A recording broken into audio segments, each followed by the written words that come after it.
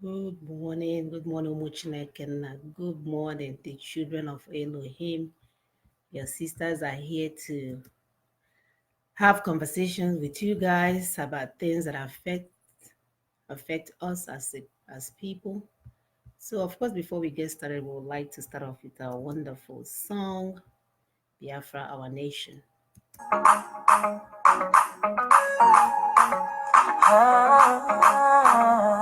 Our nation, Biafra, our land, Biafra, our nation, Biafra, our land, Biafra.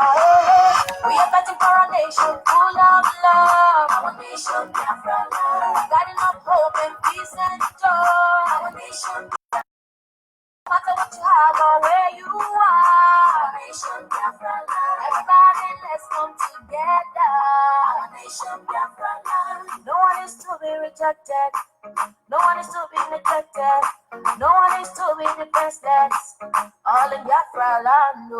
It's time to give justice a chance. So I'm rejecting evil one. Restore our nation, Lord. We are fighting for a nation full of love. Our nation, Biafra land. Guiding up hope and peace and joy. Our nation, Biafra land. No matter what you have or where you are. Our nation, Biafra land. Everybody, let's come together. Our nation, Biafra land. We are supposed to have peace. No more oppression. Nobody will rob our children of the future and riches. No more games of politics. Just love and equality. Hope for humanity. That's how it's supposed to be. We are fighting for a nation full of love. Our nation, Biafra love. Guiding up hope and peace and joy. Our nation, Biafra love. No matter what you have or where you are. Our nation, Biafra love. Everybody, let's come together. Our nation, Biafra love. We are one strong family, one people. We are one strong family, one people. We are fighting for a nation full of love. Our nation, Biafra love. Guiding up hope and peace and joy. Our nation, Biafra love. No matter what you have or where you are. Our nation, Biafra love. Everybody, let's come together. Our nation, Biafra love.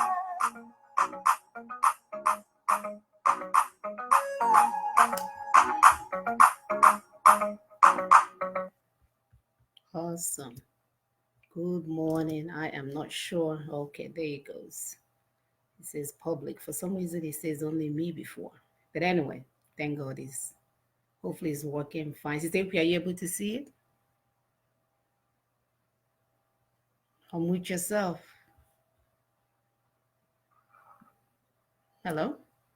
I can't find it yet. You can't find it yet? Okay. That's right. So I changed it to, before for some reason it says only you only, and then I'm able to change it to public. So I put it hopefully to my wall. I don't know. push it to your wall. Okay. All right. Let's see. Do you have it now?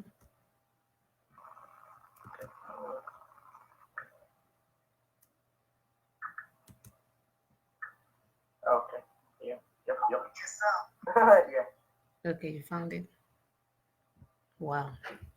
I'm telling you, this so-called Facebook is wonderful, fearfully and wonderfully made. Plays with your intelligence. All right. So before we get started, as usual, we have to say our morning prayer to our Elohim, the one who makes it all possible for us to be here. My name again is Mona Jim Saga. I am here in Houston, Texas. I am a proud Biafran American, and I have my sister Epi in Kentucky. Because Sister Epi, introduce yourself. Hello, my people. Greetings, people of Biafra, friends of Biafra, and even enemies of Biafra. My name is Eptos Namadi Begi, and we're here today again to have that meaningful conversation. You're welcome. Thank you for stopping by. Thank you. And then our wonderful sister Augusta, she's under the weather. She's not able to appear today. Sister Augusta, we Pray and hope that you get well fast. I know the weather has been changing here in Texas, so it can take you out before you know it. It gets hot, it gets cold. And unfortunately, our sister Sean Guillory was not able to join us today due to some schedule conflict. But definitely for sure, she will be here next week. She is highly excited and looking to be a big contributor to this show. So we will start off by saying a prayer that, dear Lord, as we face these uncertain times in our land, we ask you, Lord, to dwell amongst us. We are comforted by the knowledge alone that you are our maker and our redeemer and the ultimate master of our lives. We trust our land to your loving care and protection. Send your spirit to touch the hearts of our people. Give us the wisdom to always tell the truth, to know what is right, and the courage to do it. Give us your light, your truth to guide us in our ways so that we may only seek your will in our lives and impart the land around us for your kingdom. Rock of Ages, we know that you have strategically placed those of us in diaspora for a time like this to speak for the voiceless and fight for the weak. You have also endowed us with power, authority, and wealth to build a nation where other Africans will ultimately gain their freedom and create a continent fit for human survival. You know that we are not asking for something that does not belong to us, but rather something that will liberate mankind, especially in Africa. Therefore, we are asking for your intercession as we play our part in actualizing this God's mandate. In Chukwukikabiama's name, we have prayed. Ise, Ise, He Ise. said, he said, All he right. So said. our topic today, we're winding down for the year. Pretty much excited. We have appeared on this show every Saturday for the past, for this whole year, except for one Saturday during the May 30th. So good job, sisters. Good job for working tirelessly to ensure that we continue to educate our people about issues that affect us. So we want to give an update. We met Dr. Arikana Chihombori-Quao this past week, and we just wanted to give some updates um, about that. I just got a text. Somebody says, "Sister, we can't find you on Facebook. Where are you?" Oh my goodness. Um, Let me try again. Let me make a little more adjustments here to ensure that that people can find us. I'm not sure. Let me reply to this sister. I will check.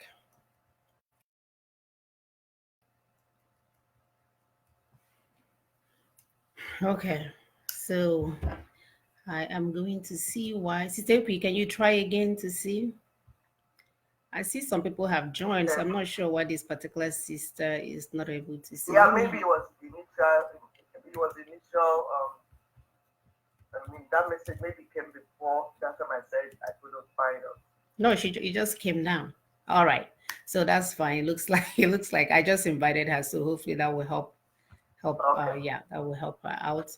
All right, thank you so much. So we met Dr. Arikana, very humble woman, uh, wonderfully and fearfully made. She reminded me of we Biafran women.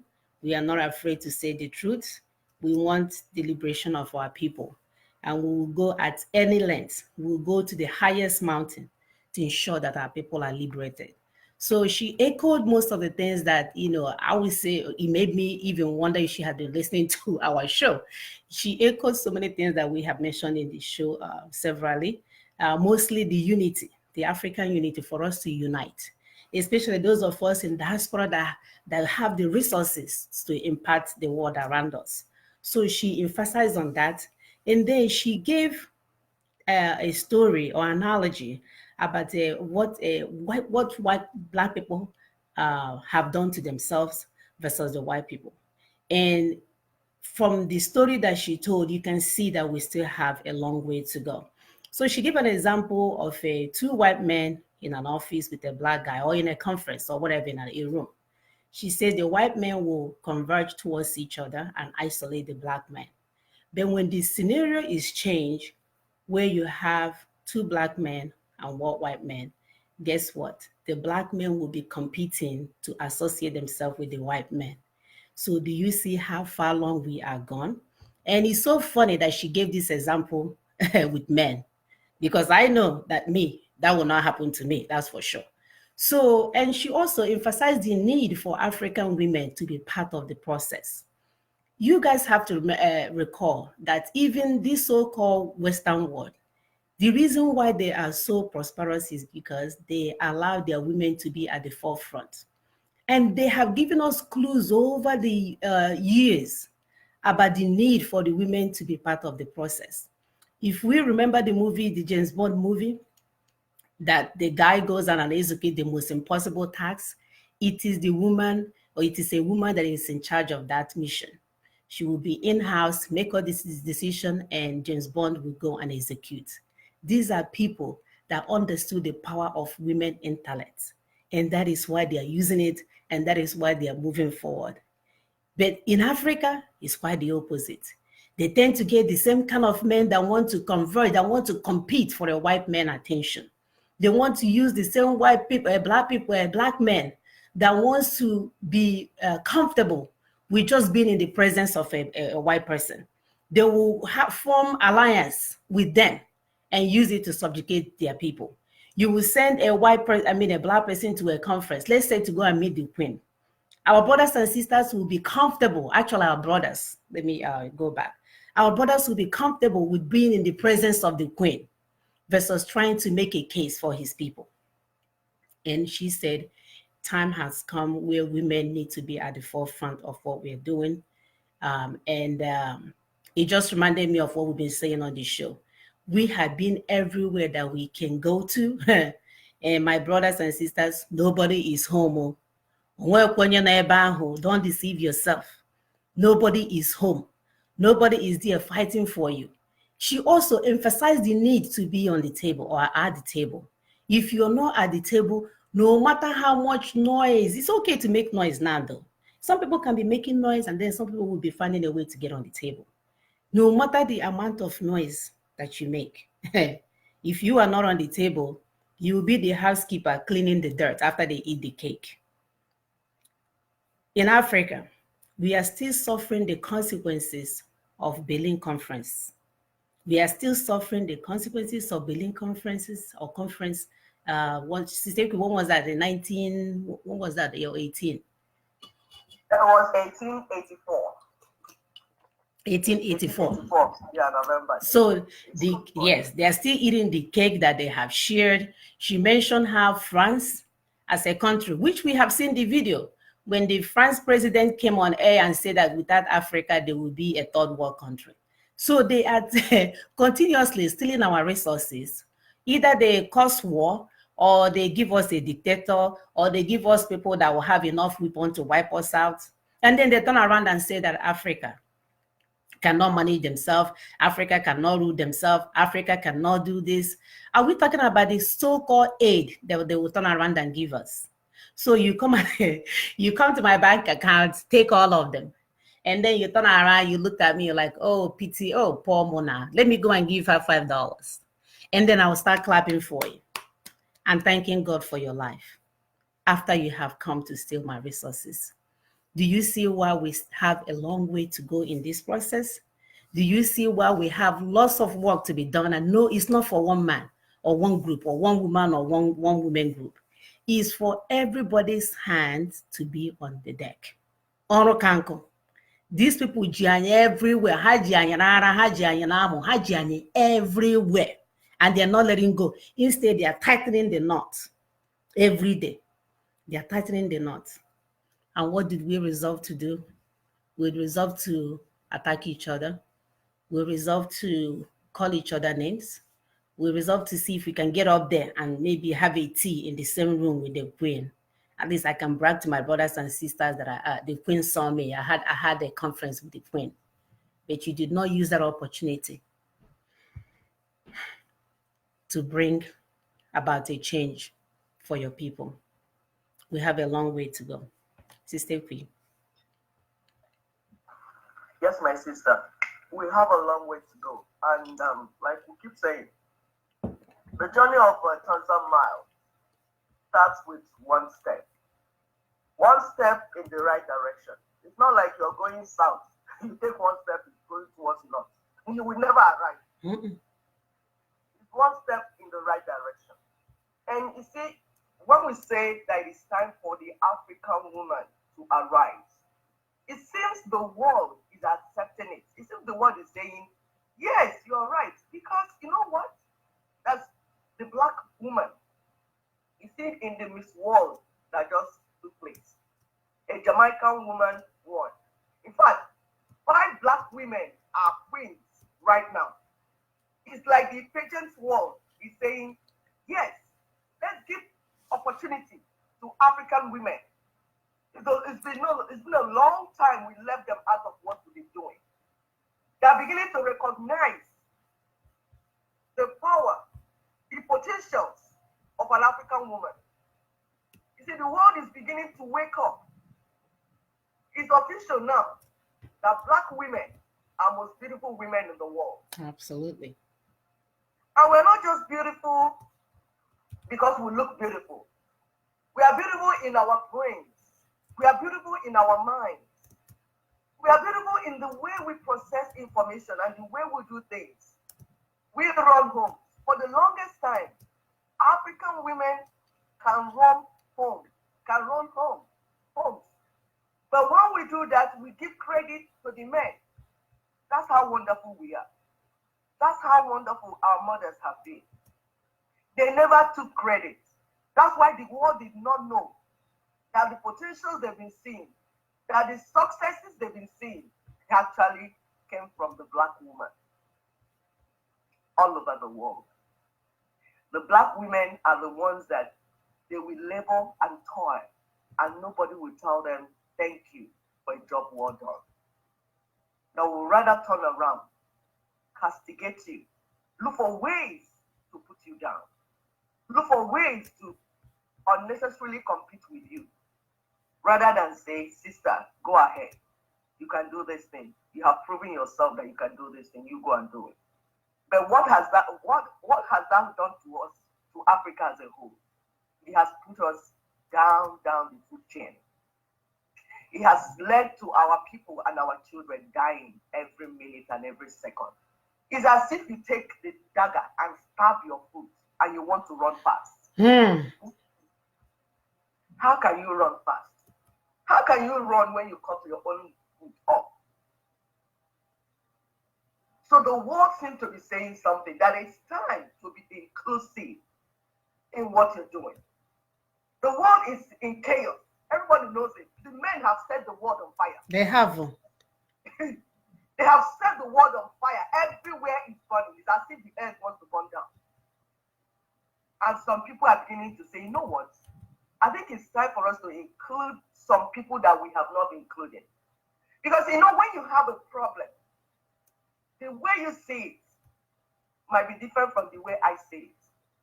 And what I will contribute into solving that problem might be different from what you will contribute. And that's how God made it. That we see things differently so that we give different approach to what that will solve a problem. It's as if God is saying teamwork, like my sister just said, collaboration. I do my part, you do your part, then we come together. But for the African man, he has been like a selfish child that you bought a toy for. They hold the toy. It's my own, it's my own. It's my own, it's my own. It's your own and your people are dying. You're hugging it. It's my own. Hey, leave me alone, leave me alone. Leave my toy, leave my toy. That's what the black man has done with power. That's what the black man has done with leadership. And that's why in Nigeria, two countries, we are in a mess today. Nigeria is a typical example of a giant that ought to fly, but it's down. An elephant that is down the pit, that's shit hole. With so much resources, human resources, material resources. What is happening? Nigeria is down. Today, that killer, that Buhari man, or Jibril, or whatever he calls himself, has opened the borders to all the killers wherever they are located in Africa, come in and kill Biafrans. Come in and kill the Christians. Why people like President Trump is trying to close borders to protect his people. Guard borders, not really close it, but to guard the borders better. To say, okay, let's decide who comes into our country and who does not come. Let whoever that will come into our country be somebody that is willing to help us grow. Somebody that will do us good, not somebody that is coming to kill our children. That's what it seems he's saying. That's what I'm getting from all he's saying. And we know, we have said it in this show severally, that self-preservation is number one thing. So if we are talking of, oh, it's time to work together, it's time to unite, like my sister Arikana, like you said, you gave us a report, said, it's time for Africans to begin to work together. But you must recognize that it's not everybody that you can work with actually.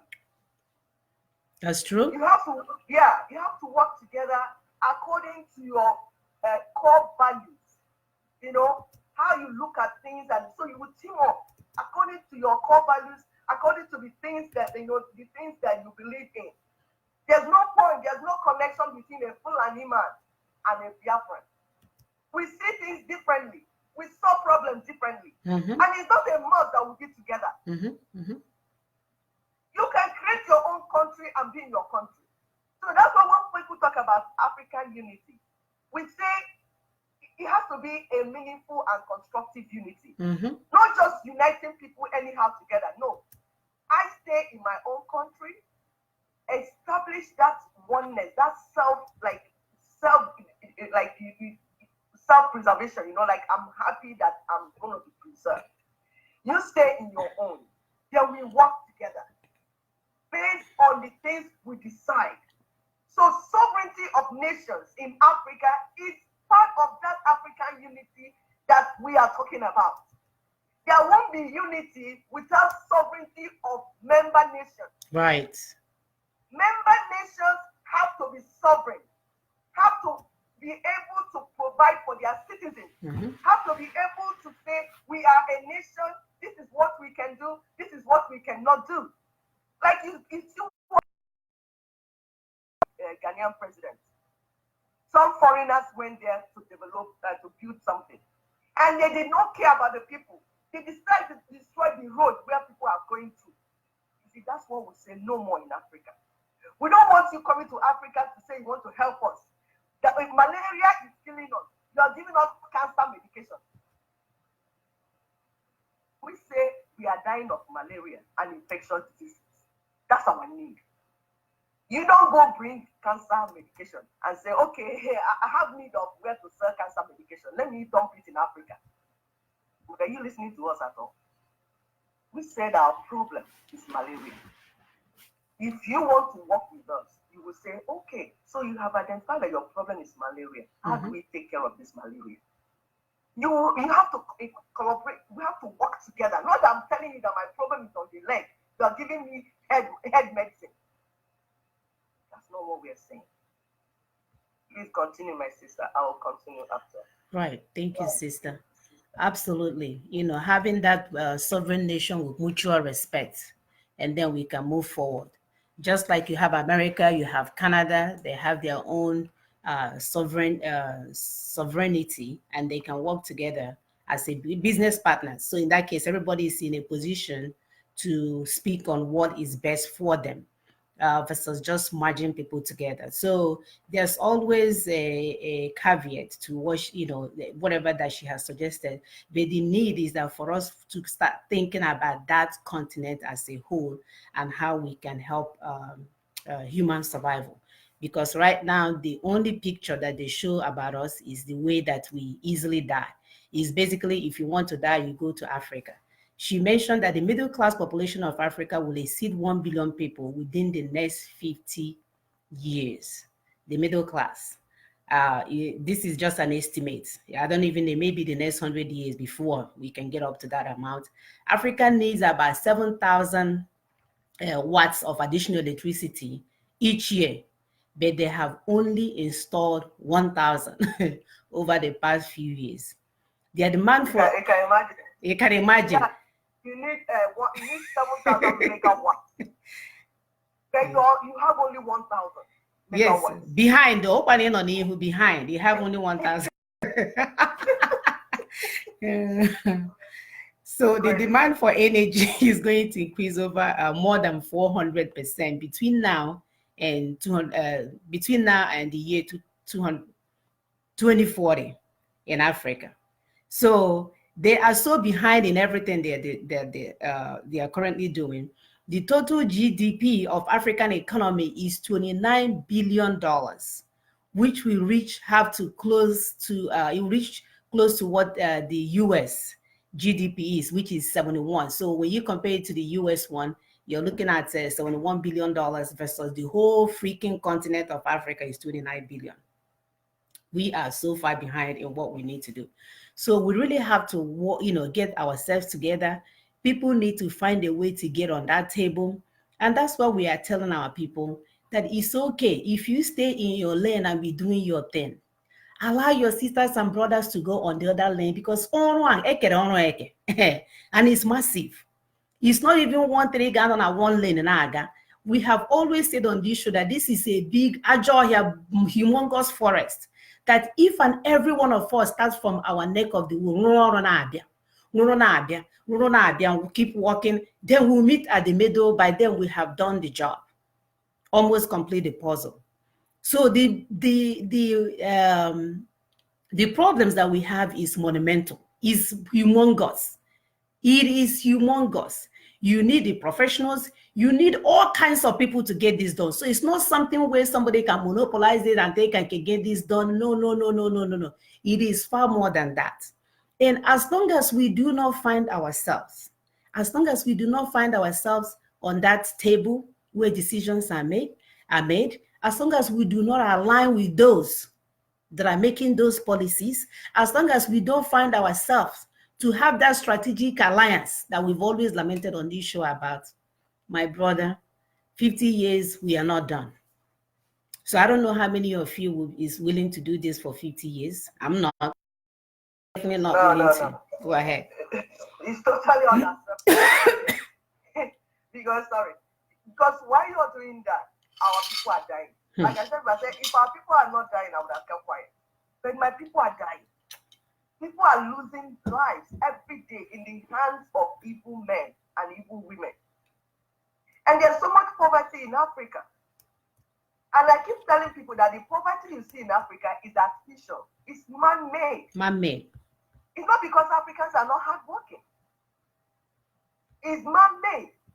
They create poverty so that there'll be so much hunger in the land. This thing you see in Biafra land, you see in other parts of Africa that you don't even know, that media has not even reached. More than a quarter of hungry people in the world live in African continent. It is that bad. It is.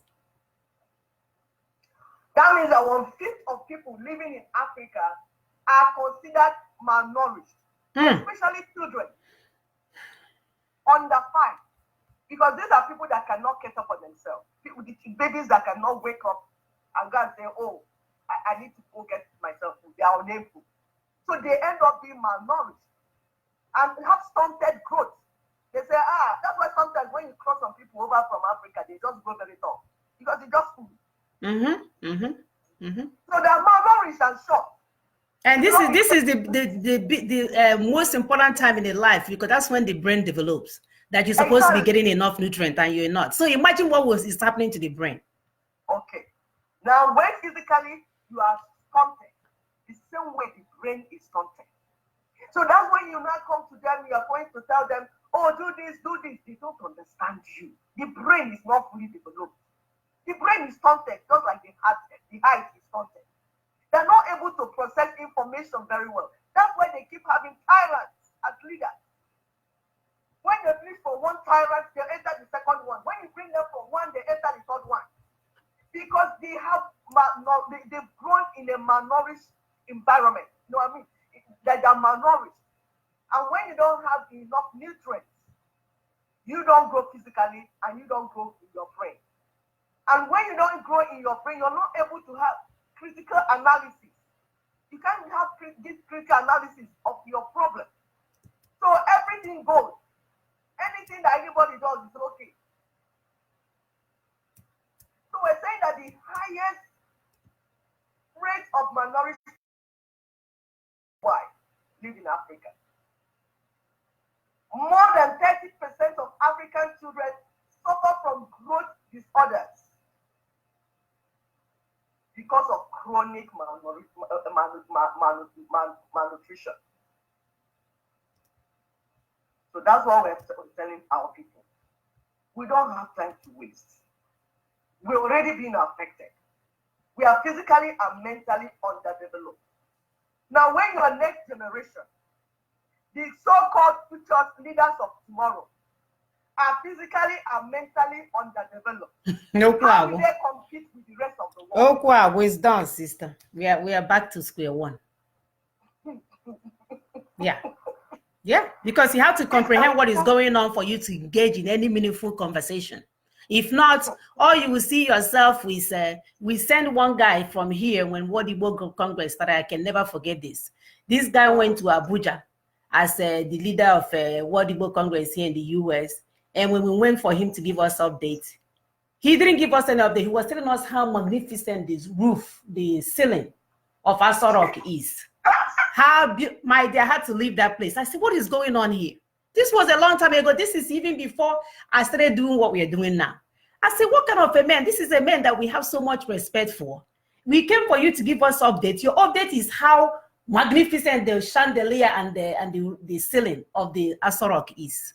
These are the people that you have representing you. You're going there to talk about the plight of your people. And this fool, because he's mentally deranged, his brain is not developed, all he can focus on, imagine how much information he asked Obasanjo, because that was when Obasanjo was the president.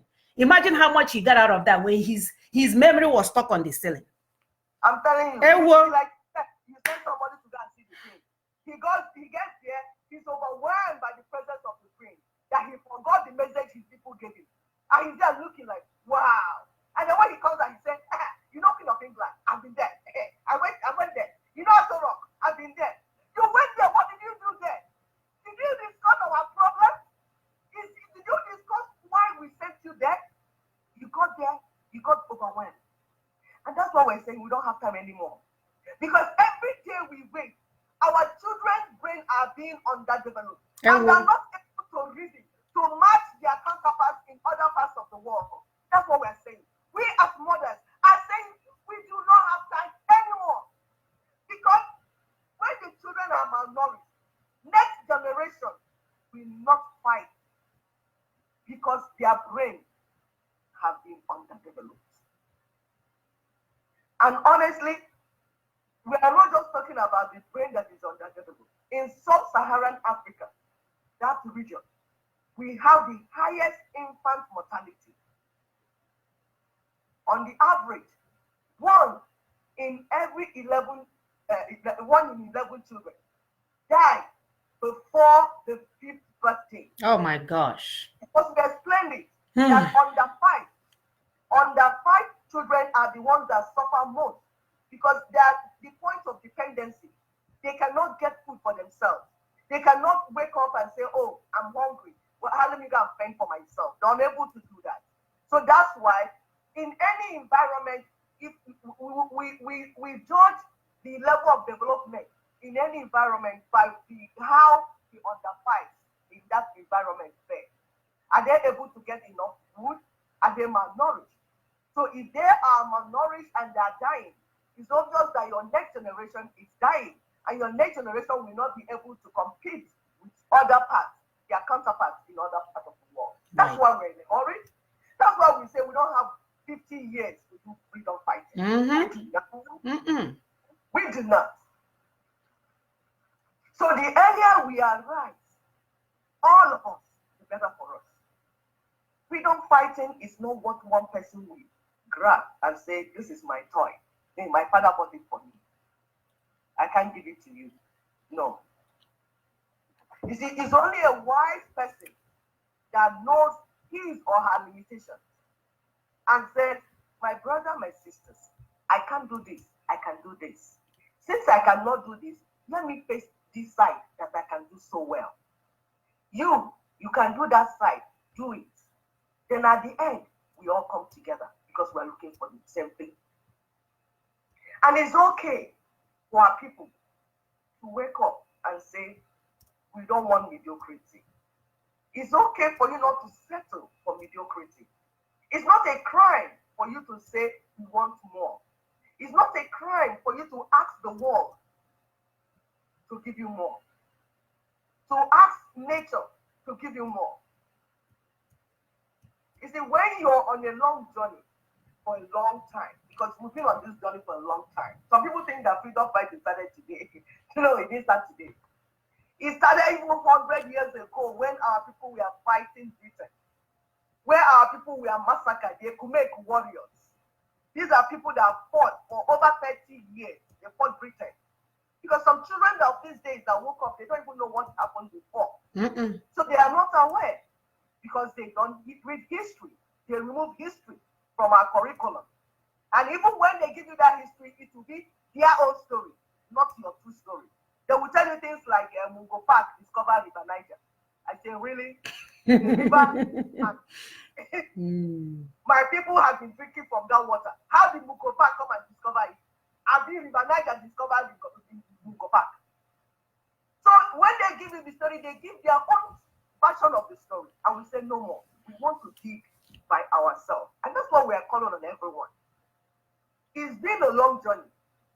Like I said, this journey to freedom and self-emancipation did not start today. It's been a long, long journey. And you know what? When you're on a long journey, from time to time, fatigue will set in. Yes. People repeating themselves, doing the old things that will not work. That's why in the Western world, they always reinvent themselves. When they have something that they're doing and it's not giving them the result they want anymore, they open up for new ideas. They make new employment. Sister Okwi, do you know? Yes, I wanted to support what you're saying. So even here, speaking about new ideas, do you know, like in a department here, they will have an opening. They will not hire people there that are asking for that position. Maybe you wanted to go up in that position. They will rather hire somebody from out of state, pay for them to move down here, relocation fees, pay for everything just to get an idea because you function based on where you are. It could be that side that they are, that things are done differently. When they come, the same problem who needed on at the same department now about Kiriala to do, this person will bring a bright idea. Do you see why we have to collaborate? They go ahead, sister. We have to. I mean, it doesn't make sense when you want to cook the same soup over and over, forever. It's the same result. The same. They are killing us. They're coming. They're coming. Since you were shouting, making that noise, it's okay. Like we said, it's not. We're not saying people should not make noise and cry out. No. But what you ask yourself, is it giving you the result you want? Are you having the expected result? The person that you're crying on to, has that person answered you? It's time for you to know that you need to add more to what you're doing. So we're telling our people, it's okay for you to aspire to fine-tune the process. Any process you are in, anything that you are doing, it's okay for you to want more. Do not feel guilty when you're saying, no, I think this should be done better. Because that's how we got into trouble in the zoo. For a long time, these things you're seeing today, it didn't start today. I've been in that zoo. I was in that zoo long enough for me to know where that it started before I was even born. But what did our people do? They marinate in the same trouble. They just keep it and be rubbing hands, be managing it. Yes, now God will help us. We wish, we desire. It's going to it is well, it is river. They will be like that, going in circle. White Fulani's are strategizing, getting in all aspects of our lives and planning how to kill us and destroy us. Now, in our very before, they've opened border and they're pushing in their people like water, flood coming in. And what are we doing? All we can do is shout, Chukwokike, where are you? Then he will say, I'm in my throne, I'm in heaven. I'm not moved. I'm here. Chukwokike, where are you? Right? I am where I was. when we are created. And I'm still here, and I was going to be here tomorrow. I'm here. But the problem is that you don't listen.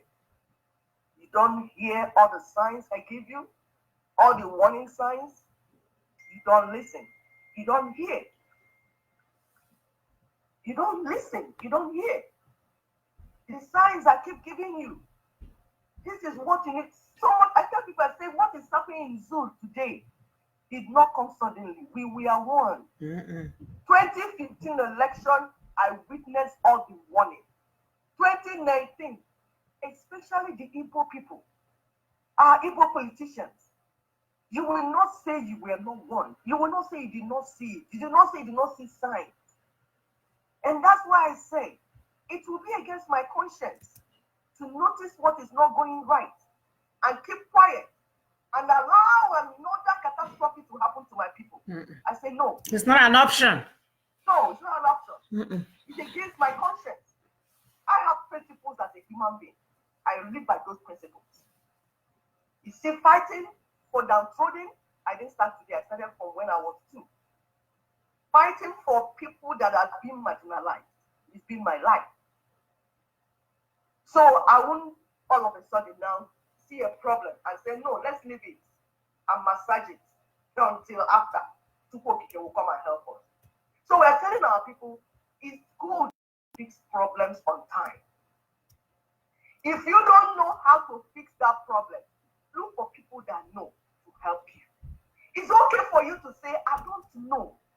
You can't be master of all. Jack of all trade and master of none. You say, oh, I can do this. What of this one? I can do it. What of door? I can build it. What of window? I can build it. Everything, only you. Wow. So when heaven was creating a human being, it's not only about you. No, that's not true. That's not true. So the problem we are seeing in Biafra is the same problem in Africa as a whole. And that's because a black man has a particular habit that is so wrong. Black man, and when I say black man, I don't just mean male, I mean all of us as black people. We do not know how to solve problems on time. We wait until that problem grows so big and bursts open on our faces. Then we start shouting and crying around. Meanwhile, other people in other continents over time have learned that it's better you solve a problem. They say a stitch in time saves 9. If a problem comes up, do not wait for it to get too complicated. And when it becomes too complicated, it becomes more difficult to solve. So it's okay to cross-check your work as you're going. Like now you're in an exam, you're writing an exam. You must give time to finish that exam and cross-check what you have written to make sure that what you have written is what you wanted to write. It's not okay for you to just assume that it's right. I was talking to my son one day, he was trying to do something. He said, Mommy, I got it. It's okay, it's right. I said, no, I want to check. So, no, Mommy, you don't trust me. It's right. It's okay. I said, my son, I trust you. Me checking does not mean that I don't trust you. It's called cross-checking. A second look. I want to ensure that it's the right thing. Not because I don't trust you. It has nothing to do with trusting you. I want a particular success. I want a particular outcome. Because of it, I want to cross-check. I want to ensure that what I'm doing is the right thing. I don't want to wish it's the right thing. I don't want to hope it's the right thing. That's how things are done in the Western world. When you set up a process, as you're going, you're cross-checking the process. And anytime you feel that this thing is not going where I thought it should go, immediately you open up. Bring in help. Sorry, I would like you to continue, my sister. My sister, no, your point is flowing. I wasn't going to interrupt at all. Absolutely. Our people or our culture has caused us to adopt certain processes that is detrimental to our survival. So when we're used to, it's like here in America, when somebody gives you money, giving you $5,000, an American will sit there and count it in front of you, and then we ensure it's $5,000. But for us, we'll take you home. And then that's how katakata starts. We'll say, oh yeah, trust him. I don't want to embarrass him by counting in front of him. That means I don't trust him. So I trust him. I'll take it. And maybe your brother that actually counted it, maybe you worked the night shift. He's so tired. He counted it and he missed it by 1 point. And now you went home and you realize the money is for the $900 instead of the $5,000. Guess what's going to happen when you call that your brother most of the time? Mm-hmm. Either or he start looking at you with one eye that you're he told himself that he gave you $5,000. So imagine if you can avert those issues by saying, okay, my brother, let's count it here and make sure you have an agreement that is $5,000 and you patch your way. So we're trying to emphasize the need for checkmating stuff. Let's adopt the process of checkmating stuff because things does not exist in vacuum. Nobody knows it all. I have gone somewhere before. I work in a hospital. I went somewhere before, left my my wallet. No, usually I don't go with my wallet because I have my ID. I have my name on my thing, on my coat.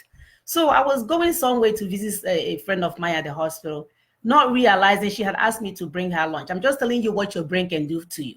So she told me to bring her lunch and I took my wallet with me, which I don't usually take my wallet. I use my Apple Pay. But for some reason, I took my wallet that day, stick it in my bag. I went to see her at the hospital. It's a very tight street place. They wanted me to show my ID. My brothers and sisters, do you guys know that I had my wallet in my bag, in my pocket, in my lab coat? I was yelling at this security officer, just belligerent, over the fact they won't let me go and see the person. And I've walked so far to get to that place.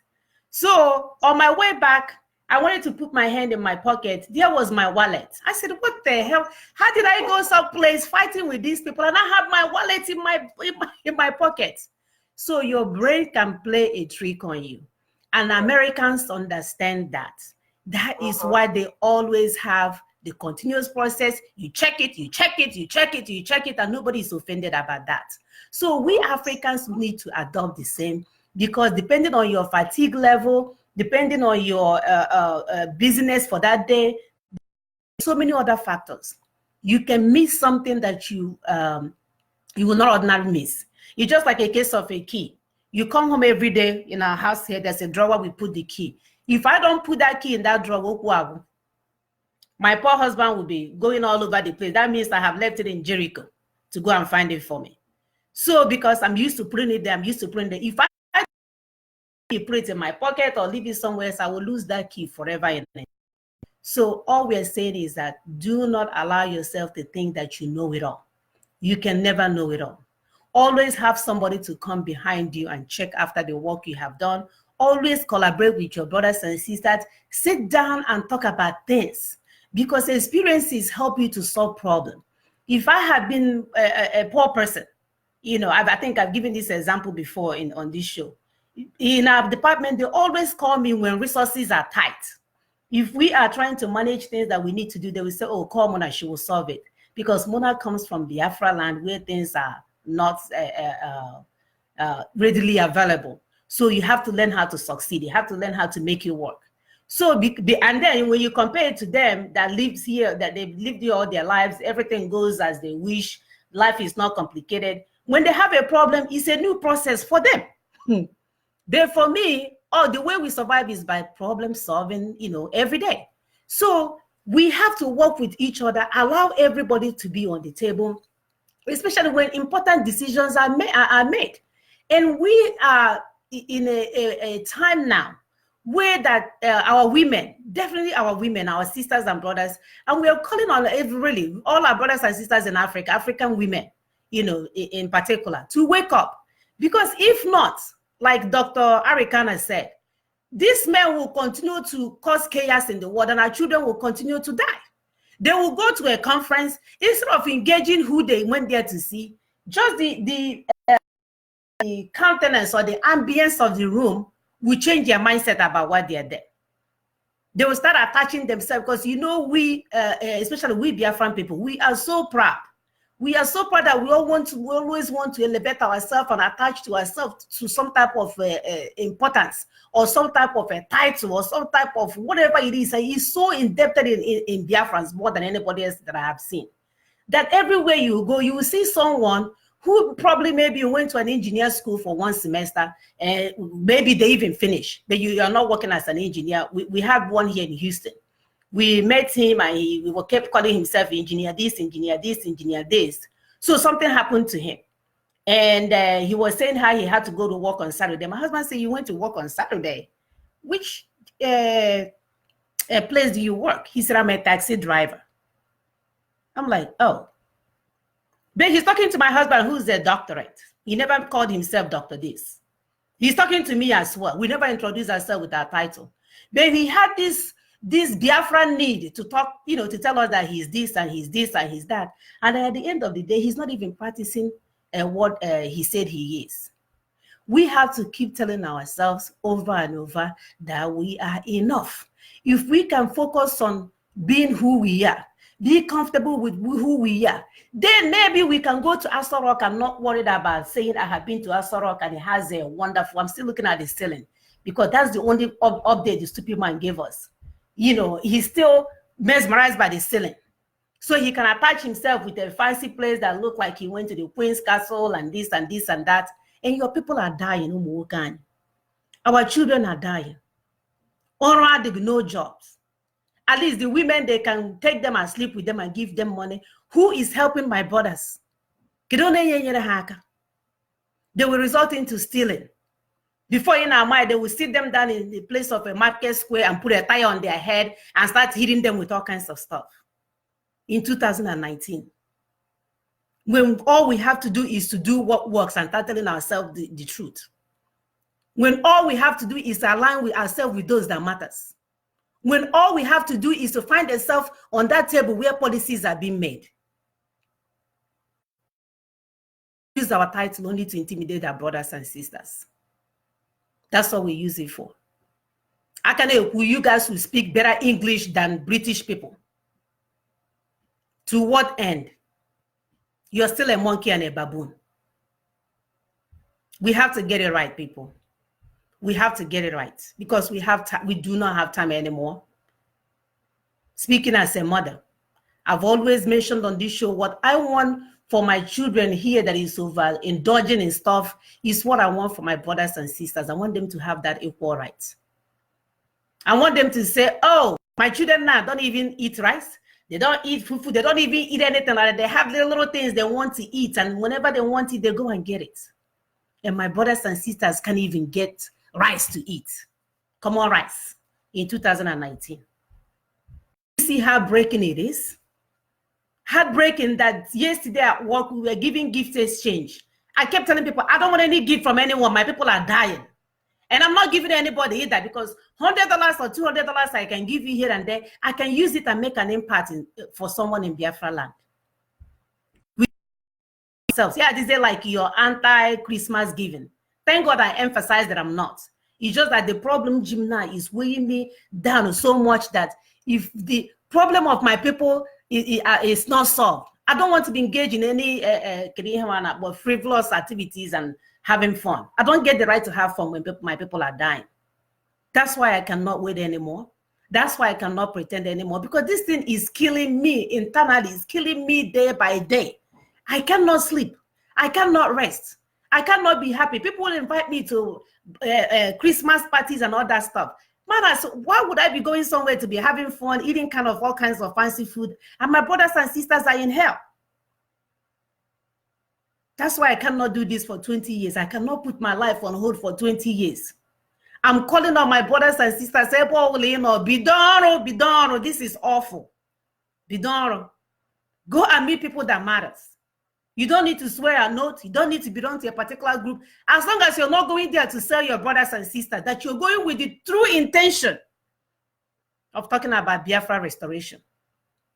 And it's not for you to go and become a commissioner or governor or whatever else some of their intentions are. That you're going there with a clean heart to ensure that our people with the liberation that they need from the Zoological Republic and start living like a human being. And that's all we're saying. I don't want anybody's glory. Neither do I want God's glory. What I want is decent life for my people. Is that too much to ask for? Is that too much to ask for? Simple, my sister. Simple. This same life. Yeah, I'm not cutting you. Continue. Or go ahead. Go ahead, sister, before I start crying. I'm getting emotional. My sister, what we're asking for is not too much. And we know that we are able to get it because we are able people. We have the potentials.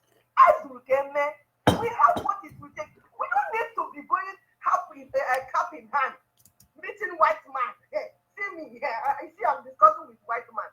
You see now we are talking. No! When are you going to deliver yourself from this mental slavery? That you are able, you are well enough, you are strong enough by yourself. Team up with your people. We have enough intelligent Biafrans.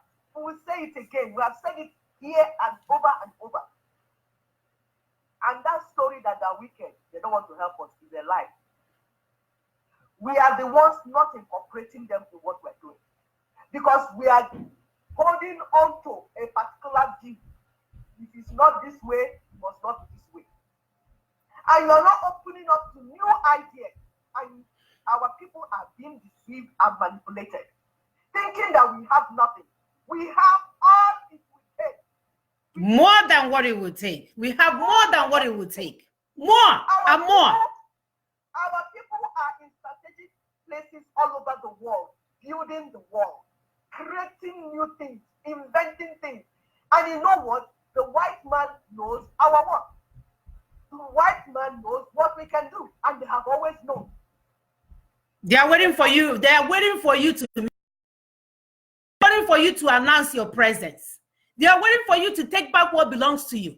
Do you know that my rich patients that will come and see me, when they ask me where I'm from, I say I'm from Biafra. Boom.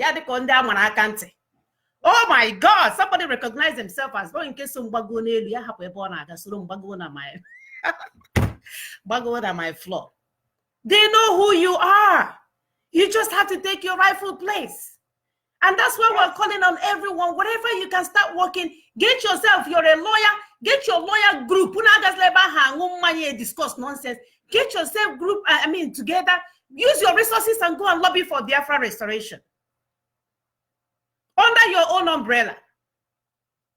So that you're not saying, oh yeah, if I don't join them, I'm not helping. No, you can do something about this. Your clergymen, get together. Do you know that it's our brothers and sisters, now, all the, especially here in Texas, all the villages here in Texas, they are being a Catholic church, they are being run by Biafran brothers and sisters. I have met so many of my patients, when they come, they will say, oh, your name sounds like my priest's name. You know, yeah, they will start mentioning the name. And then they will tell me, oh, yeah, they love their priests. Imagine if all these priests and these white people in all these villages, they all have money. When you see them, village in America is not our village. You will see them there with their horse. You're thinking it's a horse. This person packed $50 billion in their bank account. They just don't want the hustle and bustle of a city, so they sit in a place. What the guy may go enjoy? What like him meaning? You enjoy your money. Why do you want to go and before you get from point A to point B? You go 4 hours because of traffic. So you guys, our clergymen with access to rich people. By that attend these churches. Imagine if you guys get yourself together, especially those of you in Texas, and connect with these people and tell them how they love you guys. I hear it every time. Oh, I love my priest. I love your people like you. So do not wait and use some type of excuse. This one is doing it. I don't believe in this one. I don't take. Yes, it's okay for this group of people to continue doing. Take your oath. Continue doing what you're doing. Helen Biafra. It's okay. But do not stop your brothers and sisters that are working on the other end to help the process. Oh, simple. What is going on? Go ahead and help and put picture. Do you guys know when Jesus Christ of Nazareth was born, and then Herod said for children babies under 2 to be killed? Guess what? Why they are being killed? Nobody knows. People, they didn't know there were some people wailing somewhere in Jerusalem or Nazareth, right? They didn't know there were people there. Children that are under 2, that are all the male child that are under 2 that are being killed. They are busy doing their own thing. People are willing. That's what is happening to us.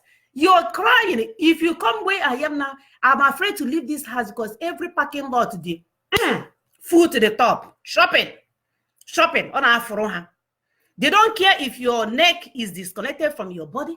They don't care if you saw 20 dead bodies on your way. They don't care if you can't go outside at night because of Fulani headsman. Nobody is caring. The only way they will care is if you get on that table hand on a reader their whatever a cake.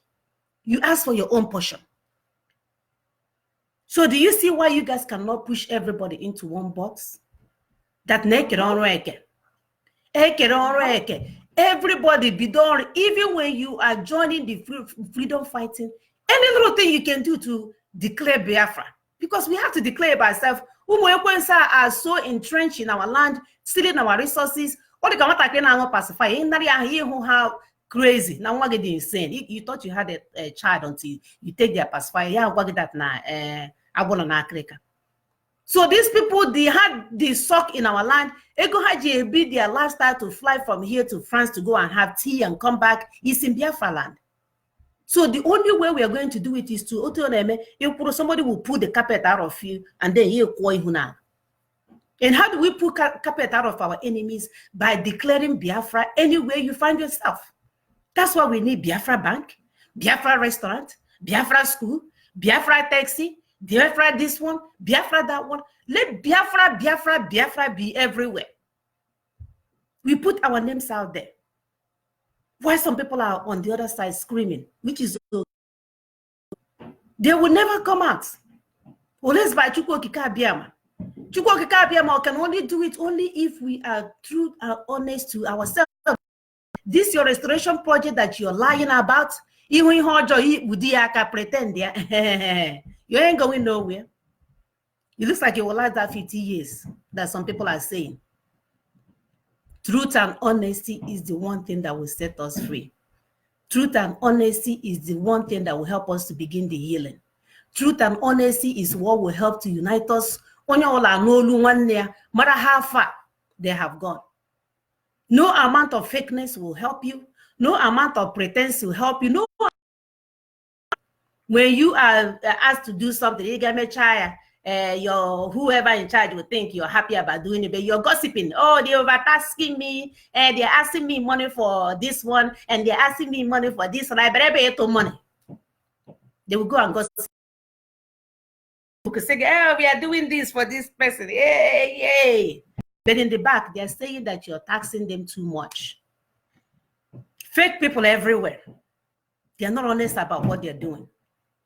If we don't begin to embrace honesty, if we don't begin to do the right thing, if we don't begin to speak the truth and open these eyes so you can see.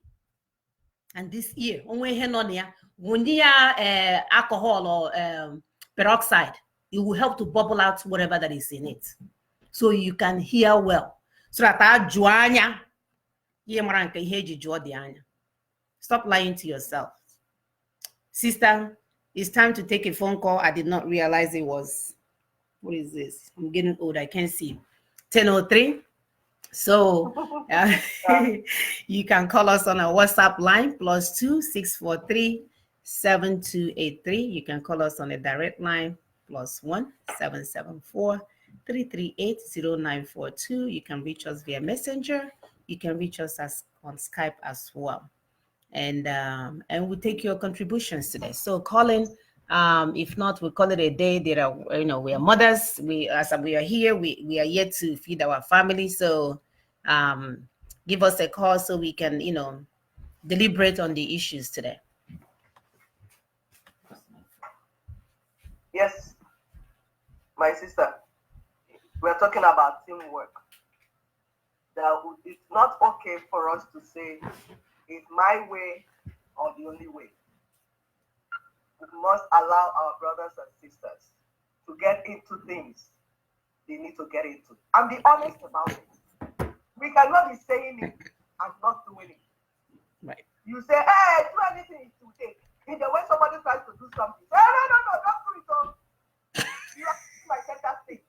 You're taking my worship. In my worship things, he is removing them from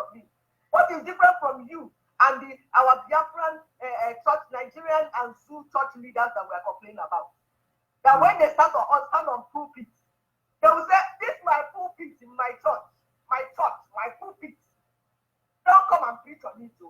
Because I don't want you to come and do something to my congregation, to my church, to my house, to my people. Everything is mine. And you want to get out of trouble, you're not ready. You're not serious. So like you said, my sister, we must understand in our minds that we win together and we lose together. The more we are trying to destroy each other in the struggle, the more our enemy is getting at us. We need to understand it.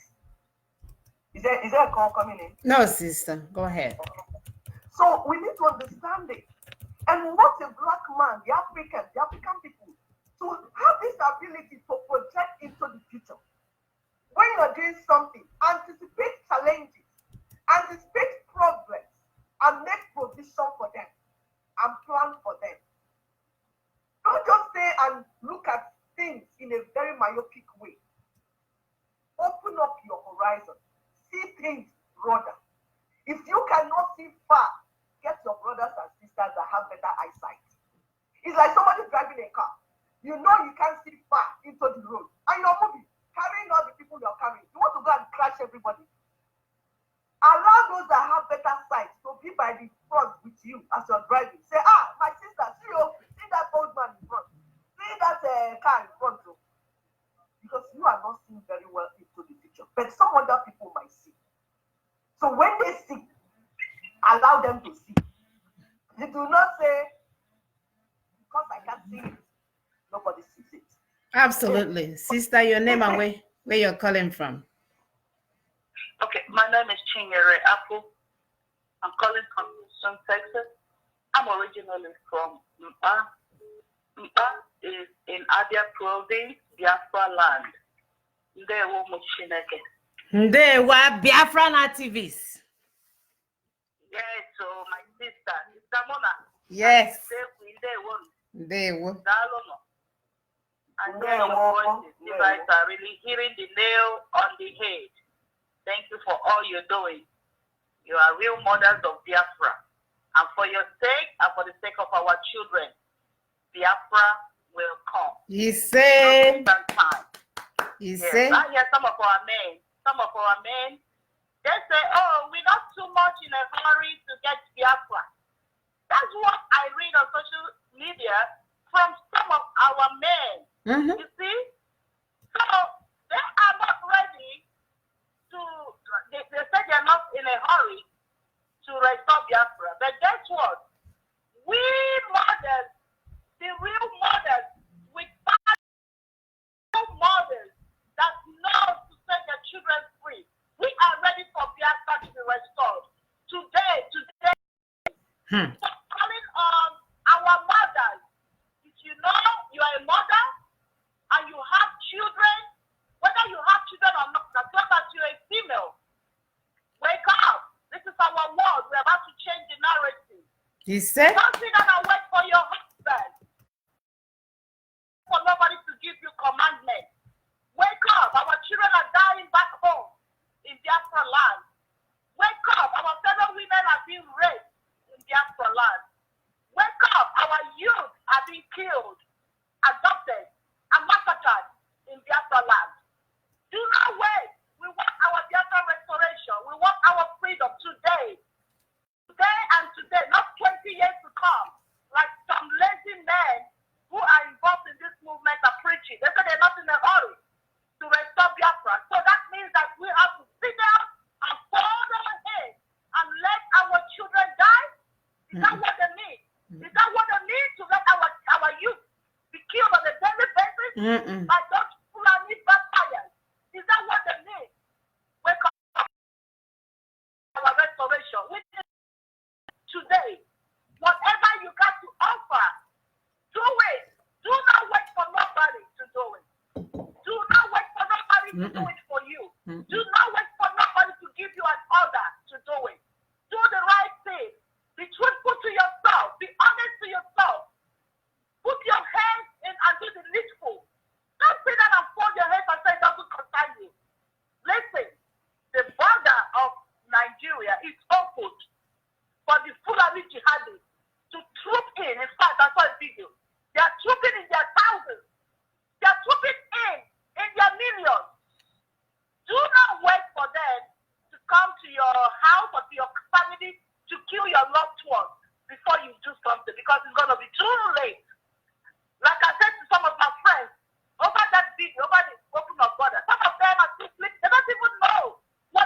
They're asking me, what is border?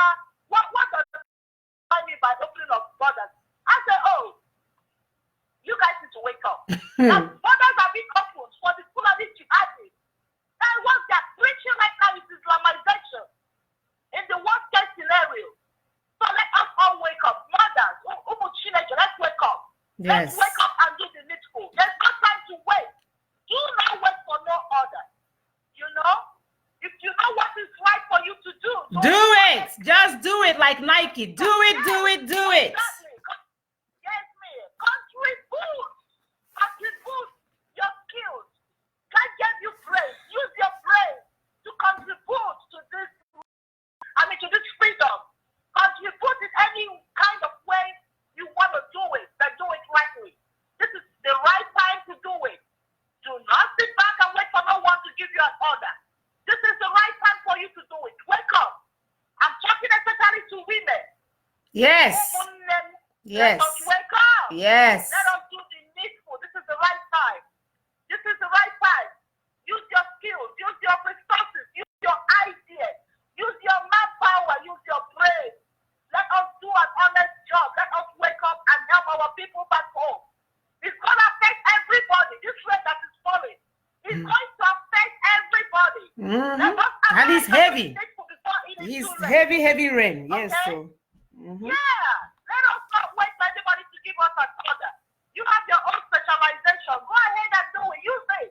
Use it and use it. You see, the Western world is so much developed because there is some diversification.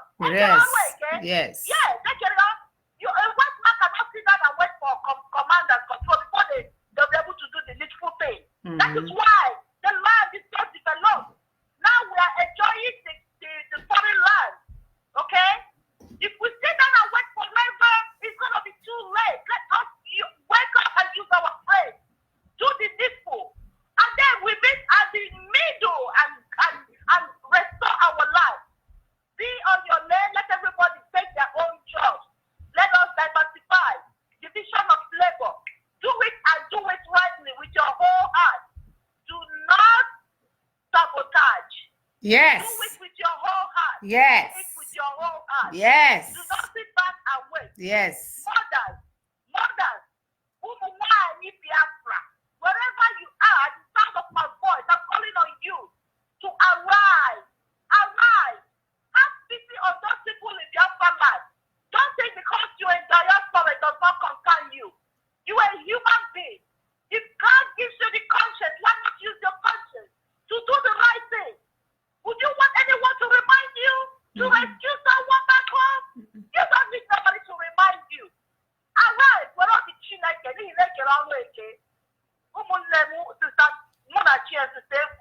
I thank you all for everything you're doing. I thank you for propagating the gospel. On every Saturday you are online, you are doing the needful. May God bless you. We reward you all. He say he will reward all of us. He say he will reward every one of us working diligently, honestly to restore Biafra, being truthful about it, not because of what you will gain, not because of being a center stage, not because of taking the glory, but because you have a human heart and you want more for your people. We will not apologize for that. We want more for our people, and everywhere I go, I will demonstrate. I will show my unhappiness with what's going on with my people. Nobody will stop that. We have to get these things right. We have to be on the right lane. We have to be in the right mindset. We should not let anyone bamboozle us into a box. We should not let anyone. There is no intimidation. I feel like the world respects you more when they see your sincerity, that you're standing for something. They give you respect versus if you're, even the Bible said it. You cannot be lukewarm. It's either you're hot or you're cold. So stop hiding in a camp where you are telling yourself a lie, where you know something is not working. You shut up because it's benefiting you. Because guess what? At the end of the day, that carpet that you're standing on, somebody will pull it under you. You question. That's how it's going to be. So we are asking people to do what is right. We want to thank Sister Chini Ude. She said, all hands must be on deck. Biafrans, contribute your own skills, ideas, resources, vision. Yes. Be honest to yourself. Don't wait for anyone to remind you to do the needful, because there is so much work to be done. Wake up, Biko no more Biafra. Heaven themselves. Wake up, Umuchukwu Gikabiama. All hail Biafra. Thank you, Chini. You are wonderful. She's always on this platform, commenting good stuff. These are the women that are here for the truth. These are the women that are here for our children. These are the women that are not here to look at anybody's ugly faces. We don't look at anybody's ugly faces, okay? We have plenty of ugly face to look at. And it's even worse when your face is ugly. Maybe if it's beautiful, we may look at it. We are not interested. We are not interested. We're here to do the needful. We're here to speak to our people. We're here to change their mindset. We're here to encourage our brothers and sisters to start working from their neck of the wood to move our restoration process faster. We cannot afford to do this thing for 20 years, 30 years, 40 years. Our people are dying. Our women are dying. There is hunger in the land. There is hunger in the land. As I'm telling you, Christmas is around the corner. I am getting calls from Biafra land. People just beg what to cook for Christmas. So you expect me to go to bed and sleep? You expect me to be quiet when things are not being done right? You expect me to pretend like all is I can't do it. Yeah?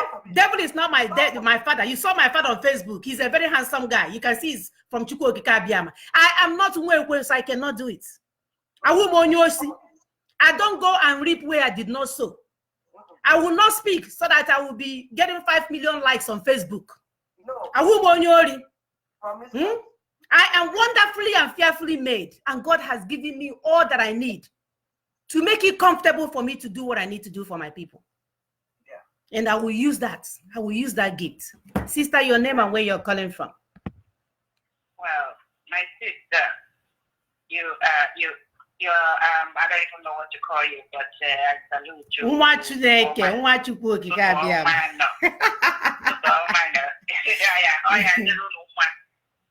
Yes. Thank you. We are women. We are mothers. Yes.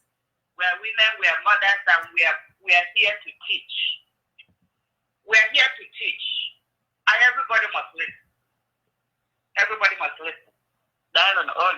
So today, this topic, I could say that it's just like broad, and so my contribution had to touch, like maybe 3 or 4 areas. So one thing I want us to, always have in mind is this mindset that, like, of course, Africa, and not just Africa, let me not just Africa, around the world, okay, men usually will always used to of course in Western world there used to be a time women even here in America women just don't have rights, okay, vote, that's true, do anything. But that concept in Western world changed for better and for good, but that concept, for whatever obvious reason, still is alive in Africa. In Africa, women are always given the back seat. Even to make it worse, this Muslim ideology, they are women, they can't even sit together in men. Isn't it something else? And the so-called Christianity, the version of Christianity they brought to Africa also enabled our men to always see our and this must change. And absolutely. That's why we're here. Absolutely. Because even Christ himself, Yeshua HaMashiach, he came and he saw how women are being treated. Guess what he did? He broke the mold. He said, oh no. He incorporated women in his ministry. Women became part of his ministry. We're helping, serving, and doing stuff with him. So for that one alone, I love him. I love him because he came and liberated women. And that's why we cannot shut up. No man, no human being can tell us, women, you're a woman, just, stop talking, let's talk. No. And let me tell you why we cannot stop talking. Because even psychology, okay, they did this research about and how they reason. Do you know, men, if men put their brain in a box, one box at a time, and then the funny part or the sad part of it is that they could put their mind in one box and they will stay in that one box for a long period of time, they put themselves in that box, and they would be stuck in that box, going round and round the box, not even knowing how to come out. Whereas women, we go from one box to the other, juggling, multitasking, juggling from one box to the other, solving problems.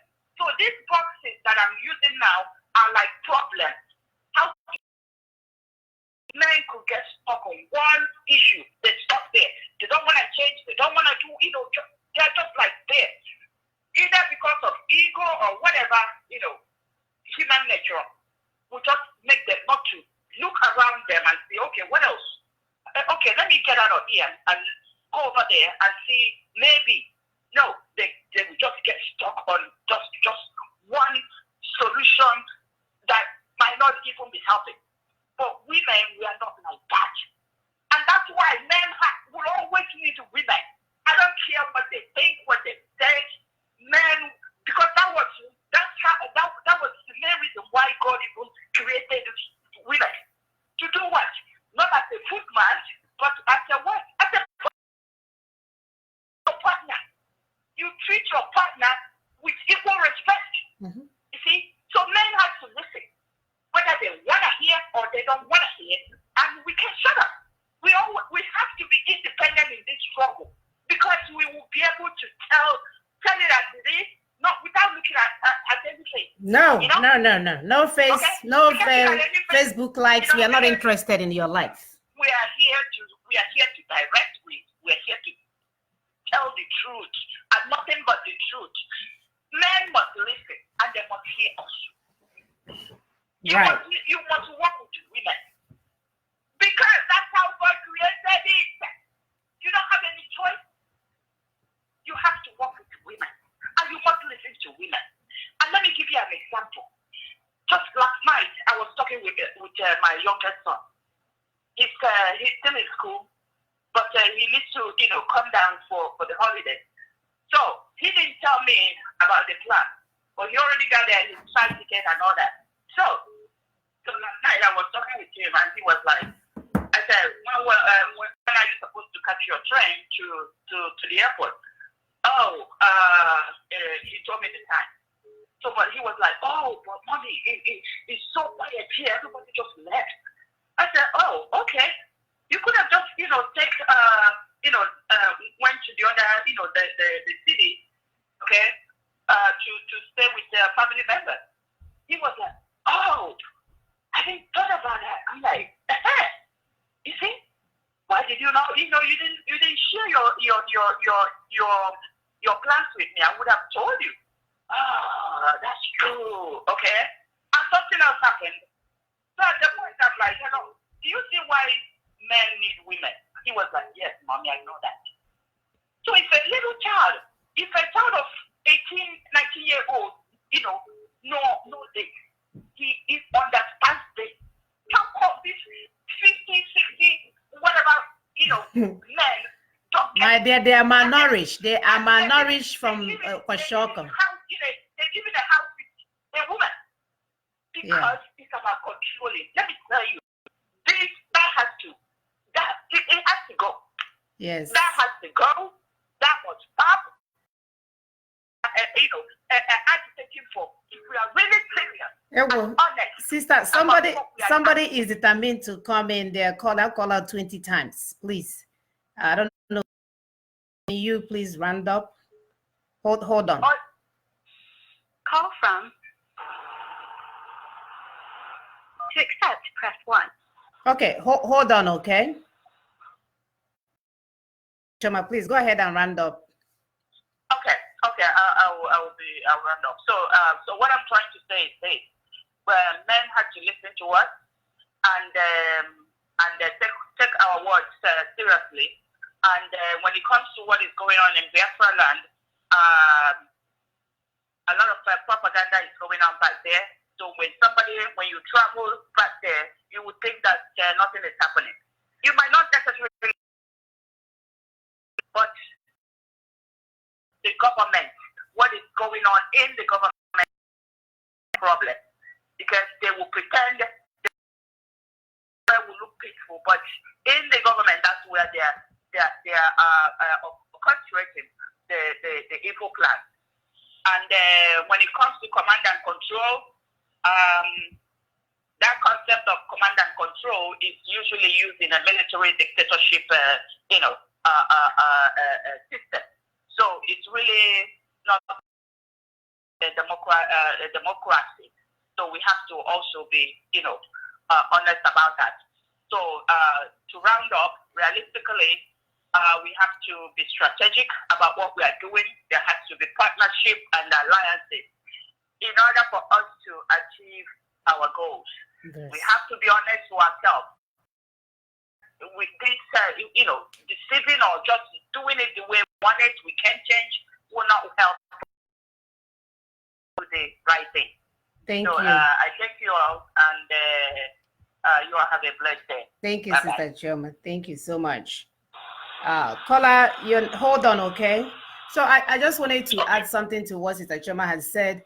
To tell you the truth, if a group form themselves and they decide to have some type of ways that they are governing what they are doing, it's okay. And the group agree that works for them, really, it's really okay. What we do not agree is for you to implement that on my group, because our platform is totally different. So basically all we're saying is that people should learn to stay in their lane.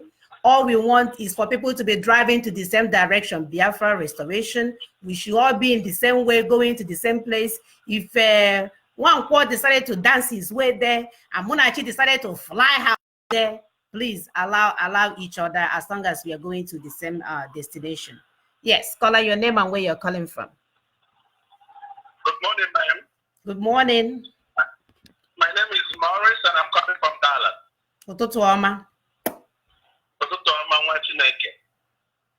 Sister Munachi, I want to say that you mothers are actually doing extremely well in this struggle. Thank you. We want to appreciate your mothers. What is that we will have achieved without your efforts? Oh. You mothers are the backbone in this struggle. Thanks. Honestly, even if in a home, every home that want to be unique and be successful, go and look at that home. You see that there's a responsible mother. Yes, brother, speak it. Yes. In every struggle, even sometimes women, when we make some mistake in a family, it is a strong support and the strictness of the mothers that always correct us to be on the right path. So we are happy, we're excited for what you guys are doing. Honestly, women, they are very courageous. You guys are the one that say some things that are not meant to say, even when we are hiding away from the truth. For example, I listened to Dr. Rihanna this morning, the one you said that that you met. Mm-hmm. I was listening to her this morning, and the truth that have been hiding away from the Africans and the world about the way the Europeans are treating Africa. Mm-hmm. All the men have been hiding away from hiding away, my brother. They will go there and drink tea and be looking at the roof. But it took only this woman to stick out her neck, mm-hmm. to stick out her security, mm-hmm. and came out to the public and started saying what is needed. Mm-hmm.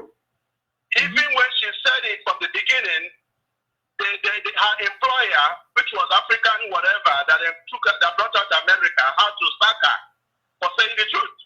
And when she accepted the resignation or the sacking with faith, and she still came out and continued with her fight. Yes. That is the power of women. Yes. If it was a man, maybe some men like us would have chicken out of fear. Mm-hmm.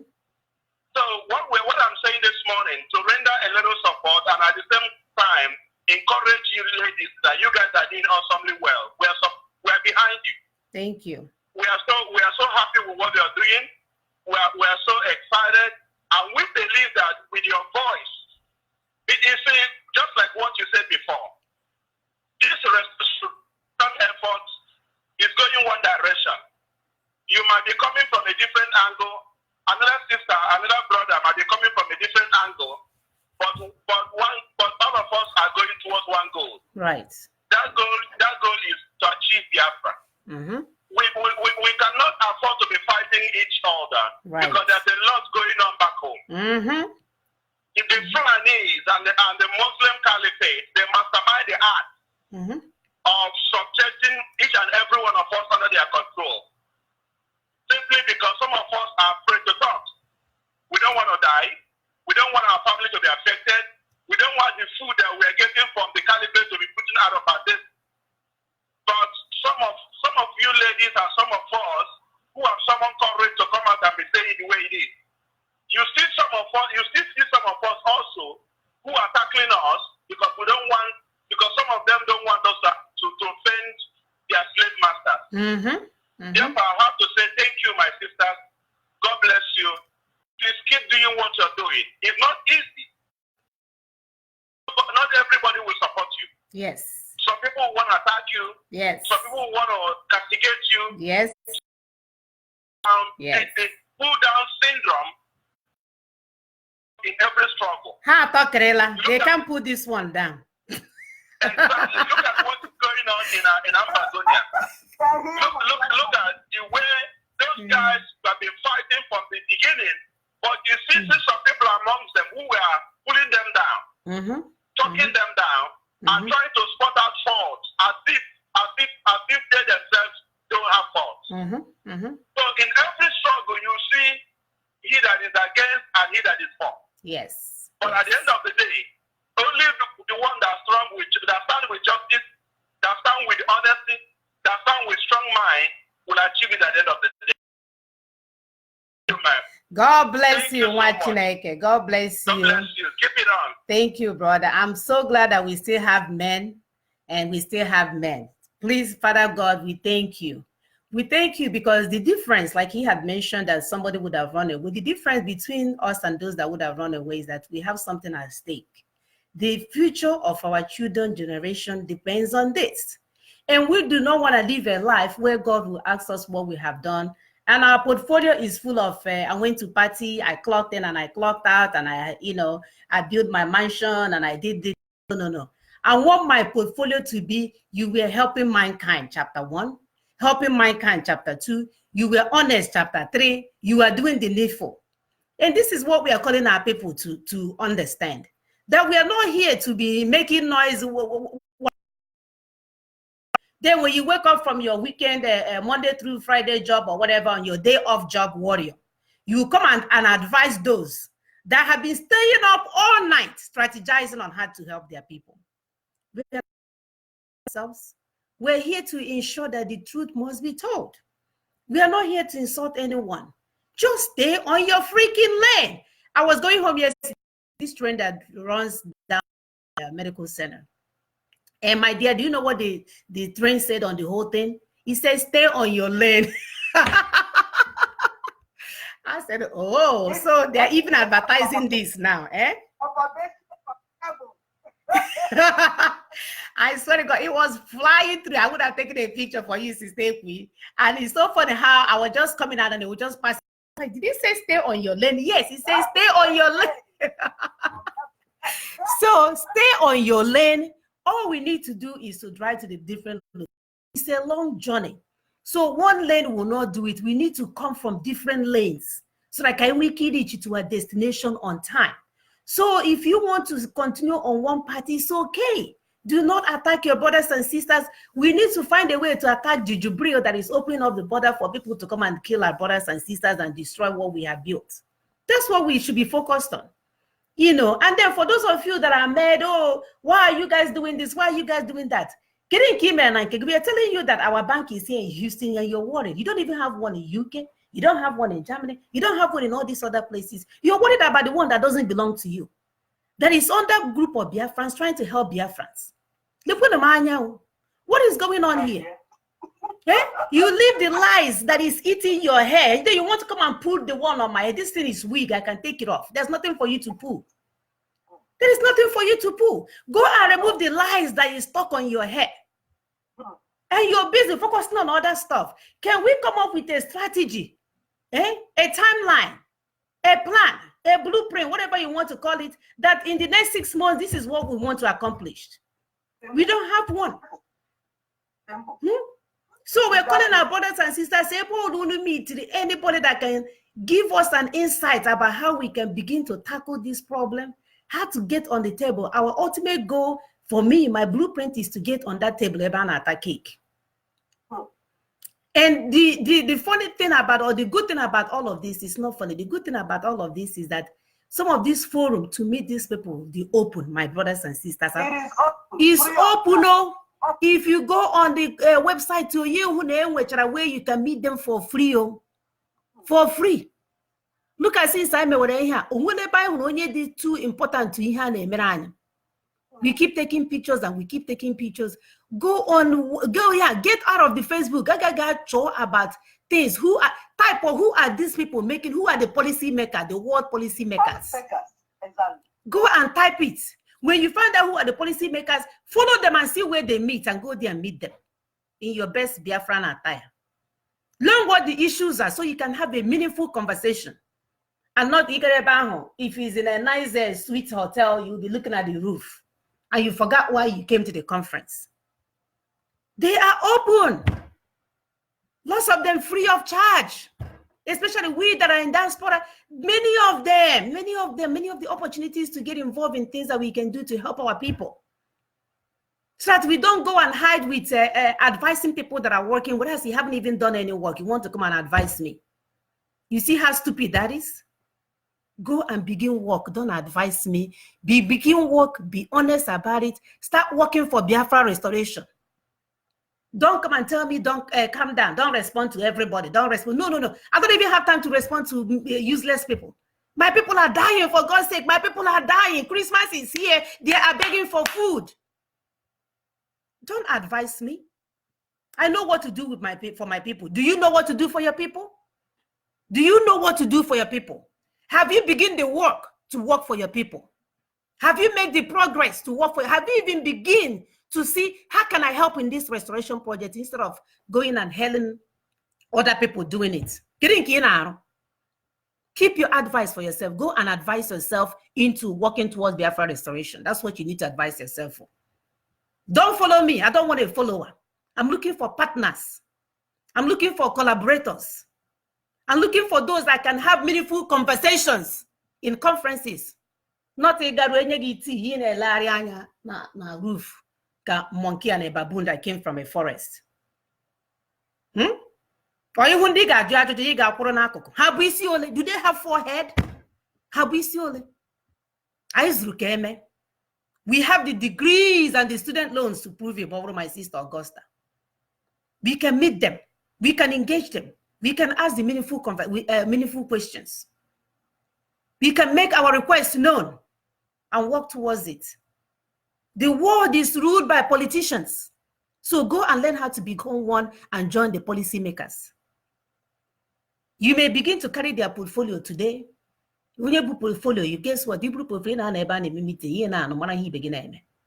Go and educate yourself. Don't be an educated fool that only lives in America. The only way you might is to go to your work and come back and go to a party Friday, Saturday, Sunday. And then when you come on Facebook, you want to advise me? Mumu, who are you advising? Do you know what the issues are? Do you know that the World Bank is having conferences left and right around you, making policies that will take you down? And you want to come and advise me? Oh, I forgot you know how to speak English. I don't. Please advise yourself. I need freedom for my people. This Christmas now, I have all I need to have the best Christmas, but I cannot. I cannot have the best Christmas when my people are dying. I'm going to ask for a bag of rice. I cannot have a good Christmas. Christmas walk.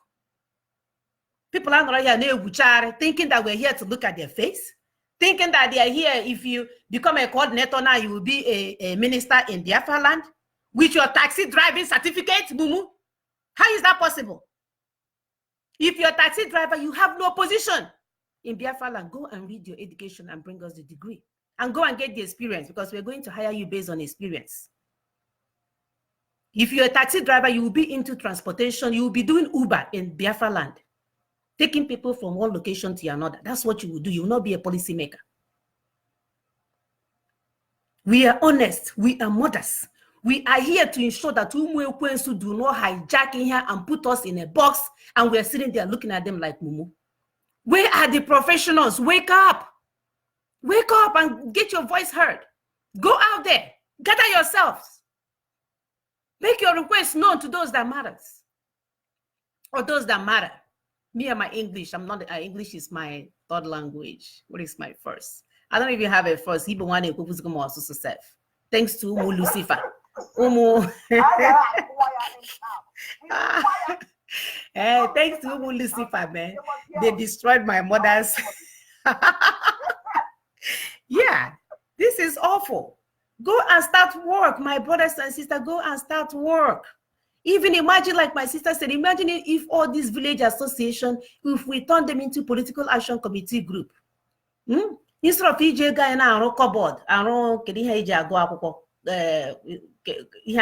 school, sitting chairs. I don't know what it's called anymore. You know, the place you're building it for, there's no roof in the classroom you're building a locker for. Can we use that money to go and tell these people to remove their hands from Ofani? Remove your hand from Ofani. Can we get our resources? As we are speaking, our brothers and sisters are everywhere gallivanting. Dangote is using the money in our land to build the biggest refinery in the world, now Lagos. What are my brothers and sisters doing? Oh, yeah, they're killing us. So they're killing us. So then Diego will be there running around Dangote to carry his portfolio. You see why we need our sisters, women, rise up. Rise up. For akara. I don't even think that one akara hanata. All they do is that individual wealth will not help the community. No community wealth that will help the community. Sisters, rise up. Rise up. Stop lying to yourself. You can support whoever you want to support. Begin work where you are. Begin work where you are. There's so many things to be done. So many. Please. Enough is enough. We have a place where we can sleep well and wake up, but the problem does not allow people to sleep. Christmas when send the ego. It's not even that it's enough. But you know what? The problem continues. It's just for the moment. And as you're doing this, working, you're abandoning your children, you're abandoning your husband is abandoning the wives. They can't stand each other. Unnecessary stress that if only we can restore this Biafra fast enough, all these things will come to stop. And at the end of the day, it's the Biafran women that bear the blunt of all this mess. It's us. Yes. It's tiring. I don't want to see any more garden place. You guys are trying to kill somebody because they stole plantain, because they steal this. Go and kill Okurausa. Stop killing my brothers and sisters. Stop killing them. If they have food to eat, I know a Biafran woman will not go and steal plantain.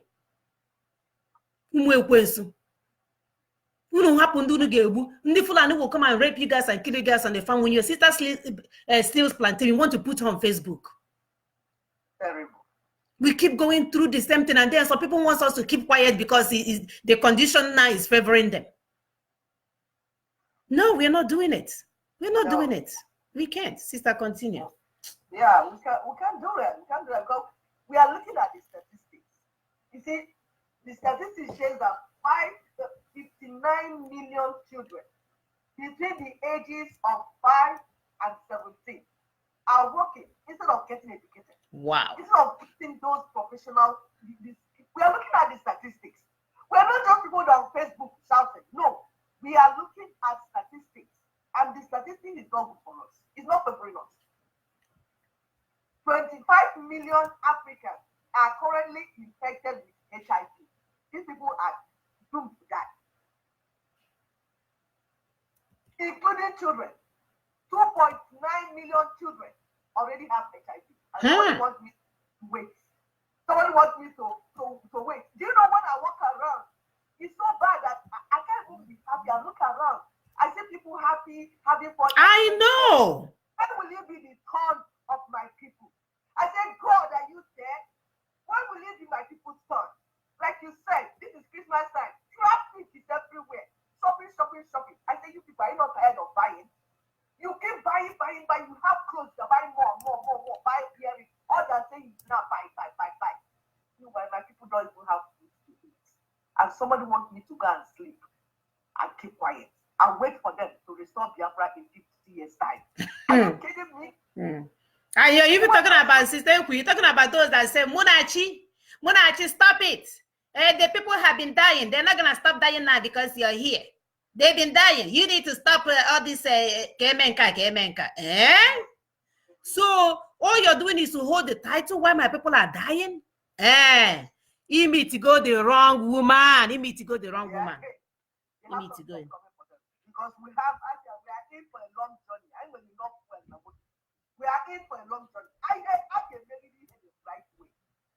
Because as we are saying, population is growing in Africa and Biafra, then we don't have the resources because our resources have been stolen away.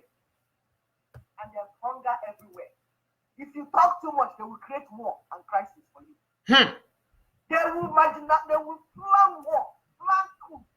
Any president that is doing the right thing, they will plan and move their person. They will, by their hand, create war because they want to steal our resources. Crisis everywhere because they want to steal our resources. And yet, rather than us teaming up together to form that black power, where they're telling stories and gossiping around. Who has time to gossip? Who has time? The condition that people are living in every day. You go to Aba, you see all the fields people are meant to live inside. And somebody wants me to keep quiet. All sorts of illnesses, they pump it into my people. And somebody wants me to keep quiet. Inadequate food. Meanwhile, we have land where we can plant. We have people that will work and get agriculture to where it should be. But no, because some people want to play around. Just trade that we are talking about. How many are we going to talk and how many are we going to leave? How many? Yet the Africans in diaspora, the Biafrans in diaspora are well enough. They are strong enough. They are resourceful enough to solve our problems. They don't need anybody's help. Just the Biafrans are enough to restore Biafra. And some people want to do it by themselves and they will keep us for next 50 years. No, don't come. Don't join. No, don't join. They will come up with you and say join. Then behind, when you say strategically, let's strategically look for people that will do certain things. They'll say no, we don't need them. We're okay like this. We are taxi drivers. I will go to drive Biafra.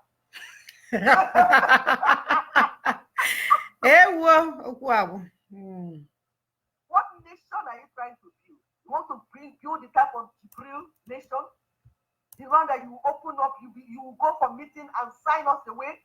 You go for conference, you sleep like they do in zoo. Our men will go for conference, they'll go with women. After utilizing their life, they'll go into the meeting. They are sleeping throughout the meeting. How are you helping? They don't know what they want. They will fly their 16-year-old girlfriend there to wait for them so they can have a good night. Then to Zane may meeting honey here and I snow. Even honey may meeting and I share the cake. Why they share the cake and my people and our children are dying every day. And somebody says I should go home and sleep and wait for you to restore Biafra in 50 years' time. No, that's not going to happen. Hey, we are here to put fire on the pot of anybody that tries to stop Biafran women from doing the needful. Like you said, you know, when you talk about staying on your lane, I remember Atlanta, when they have like 8 lanes. You see all the cars moving your lane. If you're fast, be on the fast lane. If you're slow, be on the slow lane. And go to where you're going. Just maintain your lane. Fast people, we're not saying fast people should not move. Slow people, we're not saying slow people should not move. But we are saying slow people should not stop fast people. Stay on the slow lane and take your time to get your destination. I'm telling you, stay on your slow lane and take your sweet time. But stay away from those that are faster than you. Allow them to be on their lane. Is this so difficult for you to understand? Is it so difficult for you to understand? We are trying to build a nation, not a football club. It's not a football club. It's not Boy Scout. It's a nation. A nation where you have citizens, male and female, blind, crippled, able, strong, all sorts, children, adults, old, young. In this country where we live, you see old people working. They are happy in themselves. They are not depending on their children. They have the ability to buy the car they want anytime they want to buy it. You see them living a good life, enjoying their old age. They don't need to depend on their children. They go to their job. It is 3 hours a week that they can handle at their level. They will just do it. You see that experience coming in everything America does. Because nobody is useless. They will not allow anybody to be wasted. Even people that are not healthy, they will give you what you can handle. Everybody stays on their lane. Mutual respect. You stay on your lane, I stay on my lane. You run as fast as you can, and I run as slow as I can. Then we are moving. Do you have a call? No, my sister. Where is my sister? Go ahead. And you know what? The world likes collaborators. Like what happened in the Miss World when the Jamaica won. A Nigerian, and I'm sure that person might have some blood, I don't know her name, was seen celebrating the lady that won. She didn't win. Somebody else won. Then she jumped and became a cheerleader, shouting and rejoicing for her sister that won. That's what we are saying. Your sister did something you cannot do. Rather than pull her down, clap for her. Your brother did something that you cannot do. Rather than go and compete with him when you know you're not able to compete. Why are you competing in first instance? Why not go and use your own talent and your gift and do what you can do? And leave your brother to do his own. And leave your sister to do her own. It's a nation we're trying to build, we say one time. It's a nation we are building. We are not building a forest. We are not building a jungle. We are not building another zoo. And we're not going to build a museum either. It's a nation. And in a nation, for nation building, you need everyone. Stay out of the lane of people and allow people to do what Chukwuokike has equipped them to do so that we can get home on time. Thank you, my sister. Thank you, Wachineke. We have Sister Uchesco Nwanne. She said the bank must stand. Thank you, Sister Uchesco, my dear. All this English, you're mixing this thing together. So we want to thank everyone that contributed to today's show. Sister Chini Ude said, good news, Biafra Bank is here to stay. Economic power leads to political freedom. Everybody must be on their own lane. I beg go, Biafra is coming soon. I know, we don't want to crash, right, Sister Chini? We don't want to crash, so it's very, very, very imperative that we learn to stay on our lane so that we don't crash. That's the reason why they have the slow lane and the fast lane and the medium lane, so that you join the lane based on your capacity and how fast you want to go. And that will take us a long way. But what people do not get to do is to stop us mothers. We are very much determined. And I'm calling my sisters and brothers, especially those here in Houston, train yourself in any way that you can. If you want to get your gun license, let me know. I will give you that information. There's a place that they do a gun training. They have half off on Wednesdays, by the way, so that we can protect ourselves. We are in Texas. We have it in our pockets. However way you want it, you will get it. That we are here to restore Biafra. We are here to do the needful. If anybody is confused about where we're going, Please go and re-educate yourself. Do not wake up on your day off to come and advise me. Advise yourself. We need work to be done. Gather people that can be off on just on Wednesdays when you're off. Gather them and see what you can do about this restoration project. We are not going back. No amount of intimidation, no amount of ranting, no amount of whatever. If you come on my platform to talk nonsense, you know what the consequences are. I'm here to engage the professionals. I'm here to engage people with mind. Their minds are open, their eyes are open, their ears are open. I'm not here to engage the brain dead people, because my people are dying. It may not be for you. Maybe you're okay where you are in the zoo country, but I have people that contact me on a daily basis and giving me information on their daily suffering. I cannot sleep. I'm willing to do something about it, and I will do something about it. So stay on your lane. I made a pronouncement. I am not under IPOB anymore. So don't come on my platform to tell me about, whatever you're under command and control. I am not on any suspension. I have left that movement. I am here. I am here to work for Biafra restoration.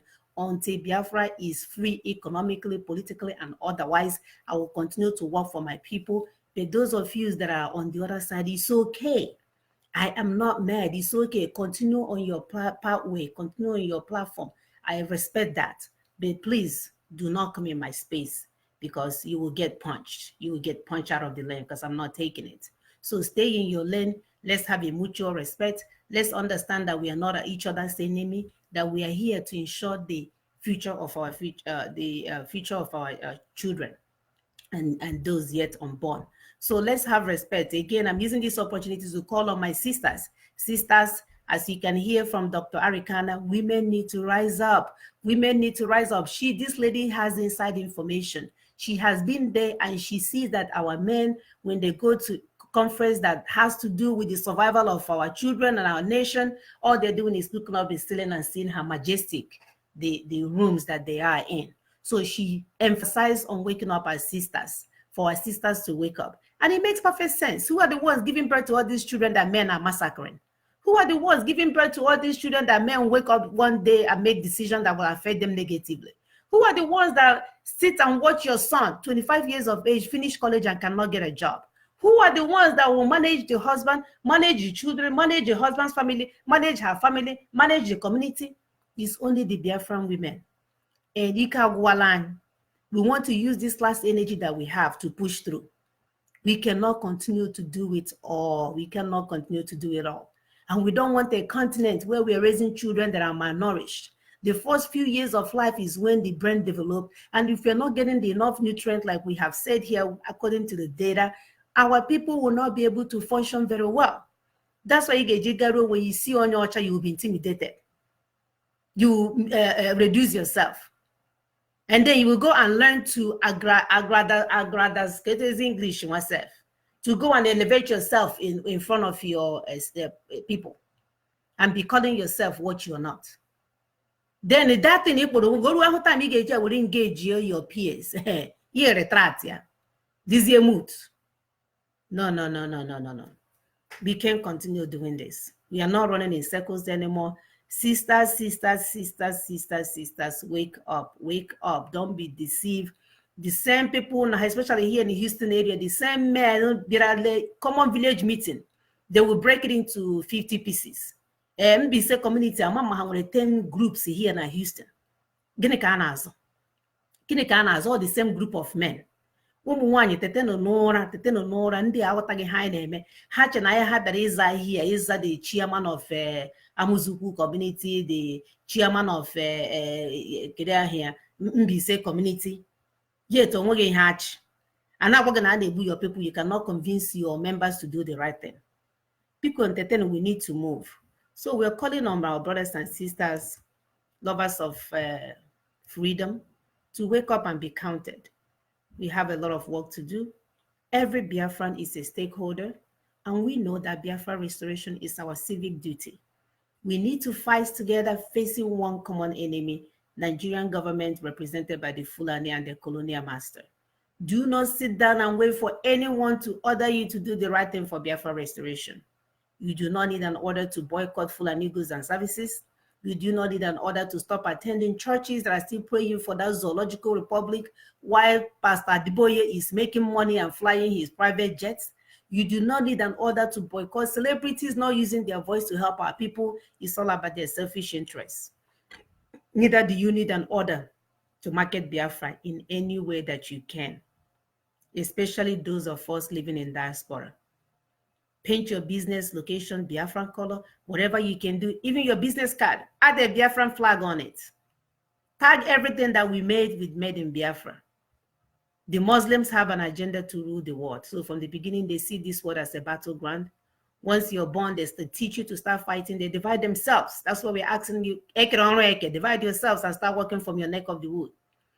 Start from different sections. Some of them are in politics, the Fulanis. Some of them are in business. Some of them are in banking. Some are marrying your daughters.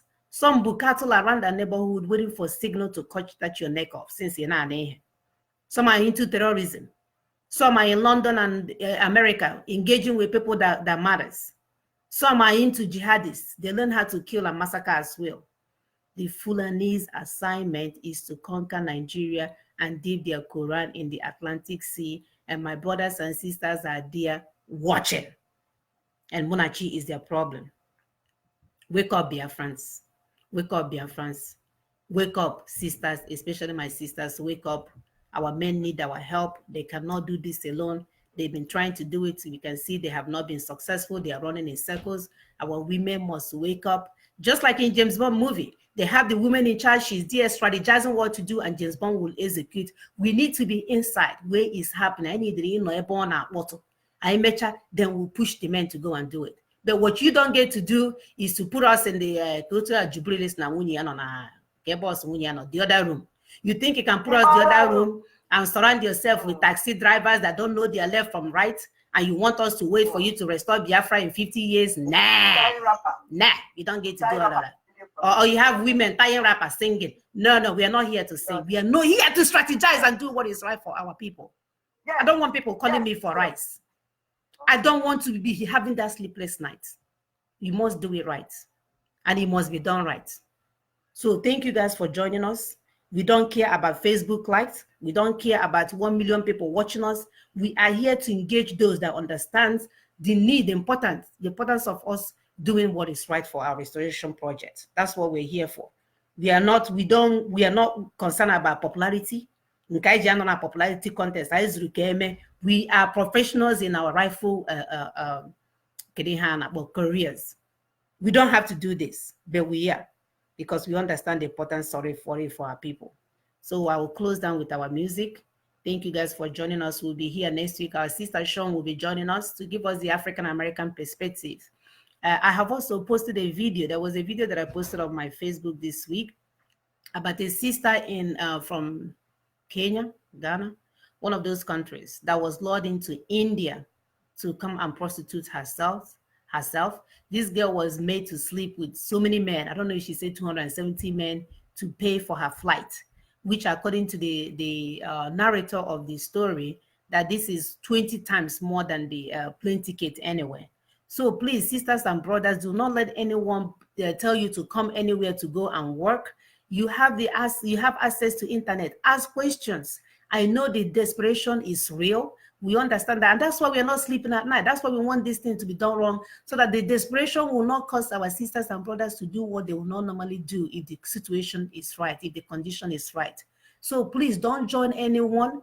These videos that we see going around of our sisters and brothers being tortured in Saudi Arabia, being tortured in Dubai, being tortured everywhere, bikono, ozuzeleno. This thing is so heartbreaking. And the worst part of it, when you're watching this video, you don't know where the person is. You don't know how to help them. You don't know if they have killed the person. Imagine the burden that everybody is putting.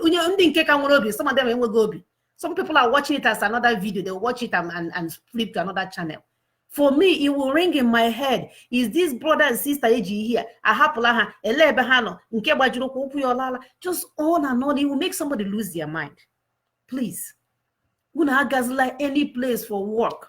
Let's manage. We will continue to push. We will continue to work tirelessly. And that's why we're not willing to wait 20 years for Biafra to come.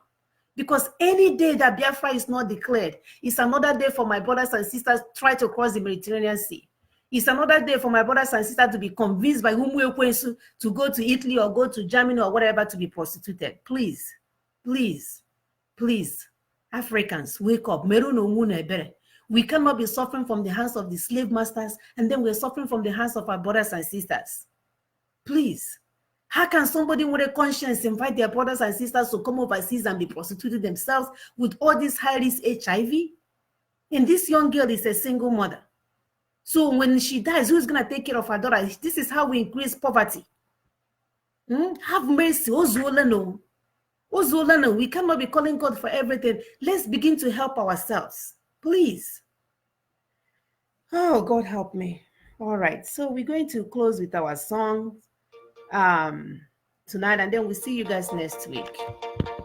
Thank you guys for joining. Love, love, love, love, love.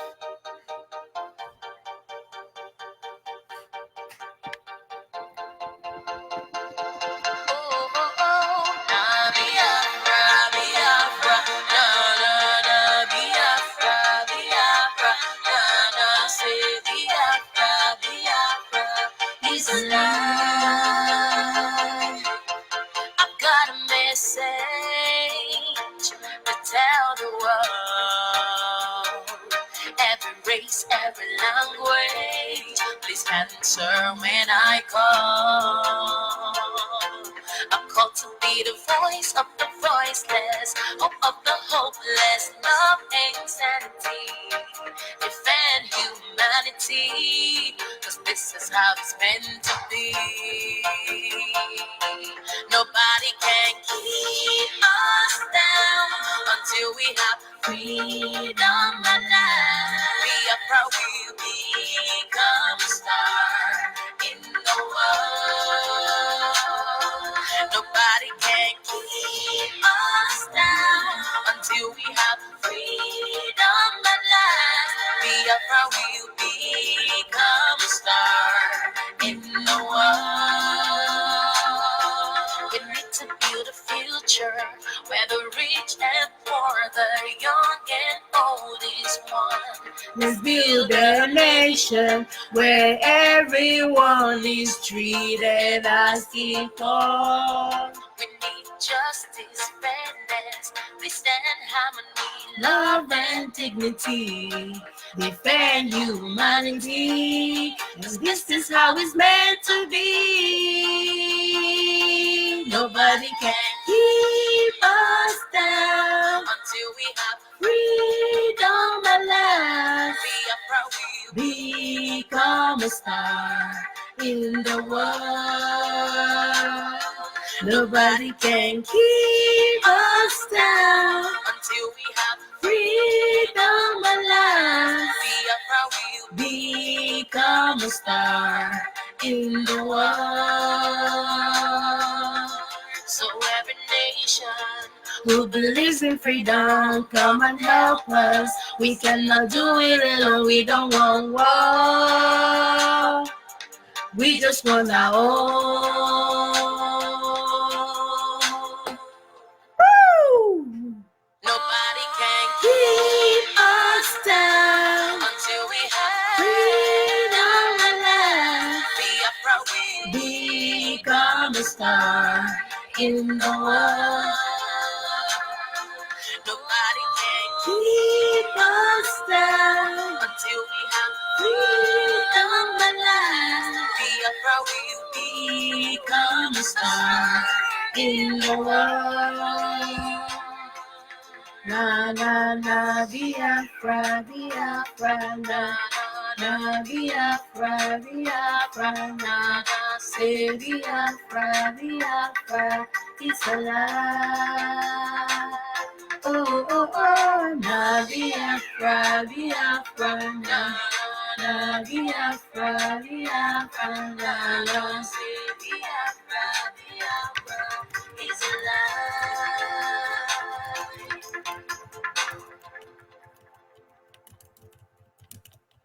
All right. Thank you so much, Umuchineke, and have a Merry Christmas. May Chukwu Okike Abiyama continue to bless our viewers. Bless those that still have a brain, because the ones that brain dead, I don't know what we can do for them. And protect my brothers and sisters as they're going home this Christmas.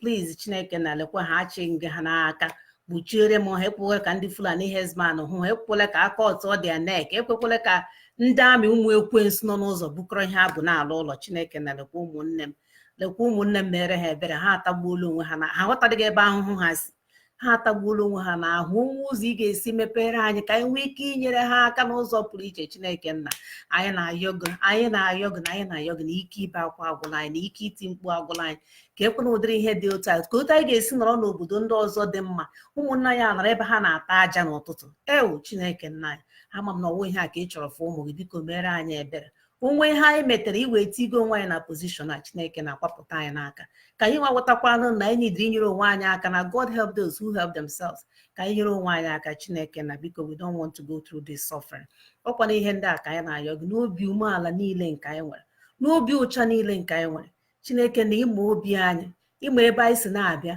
ịma na ihe awụ maka anyị ma ịma na ọ maka our ugly face and our center stage nọọ ka ọ dịrị nwoke na mma dịrị nwaanyị na mma dịrị ụmụnna anyị na mma Chineke na lekwa ụmụnne m ka ha bịaghachite next week nye anyị testimonies about how faithful you have been in their life or lives ụfọdụ ihe ndị a ka nna ya gị n'aha Chukwu okike abịa ma onye nwe anyị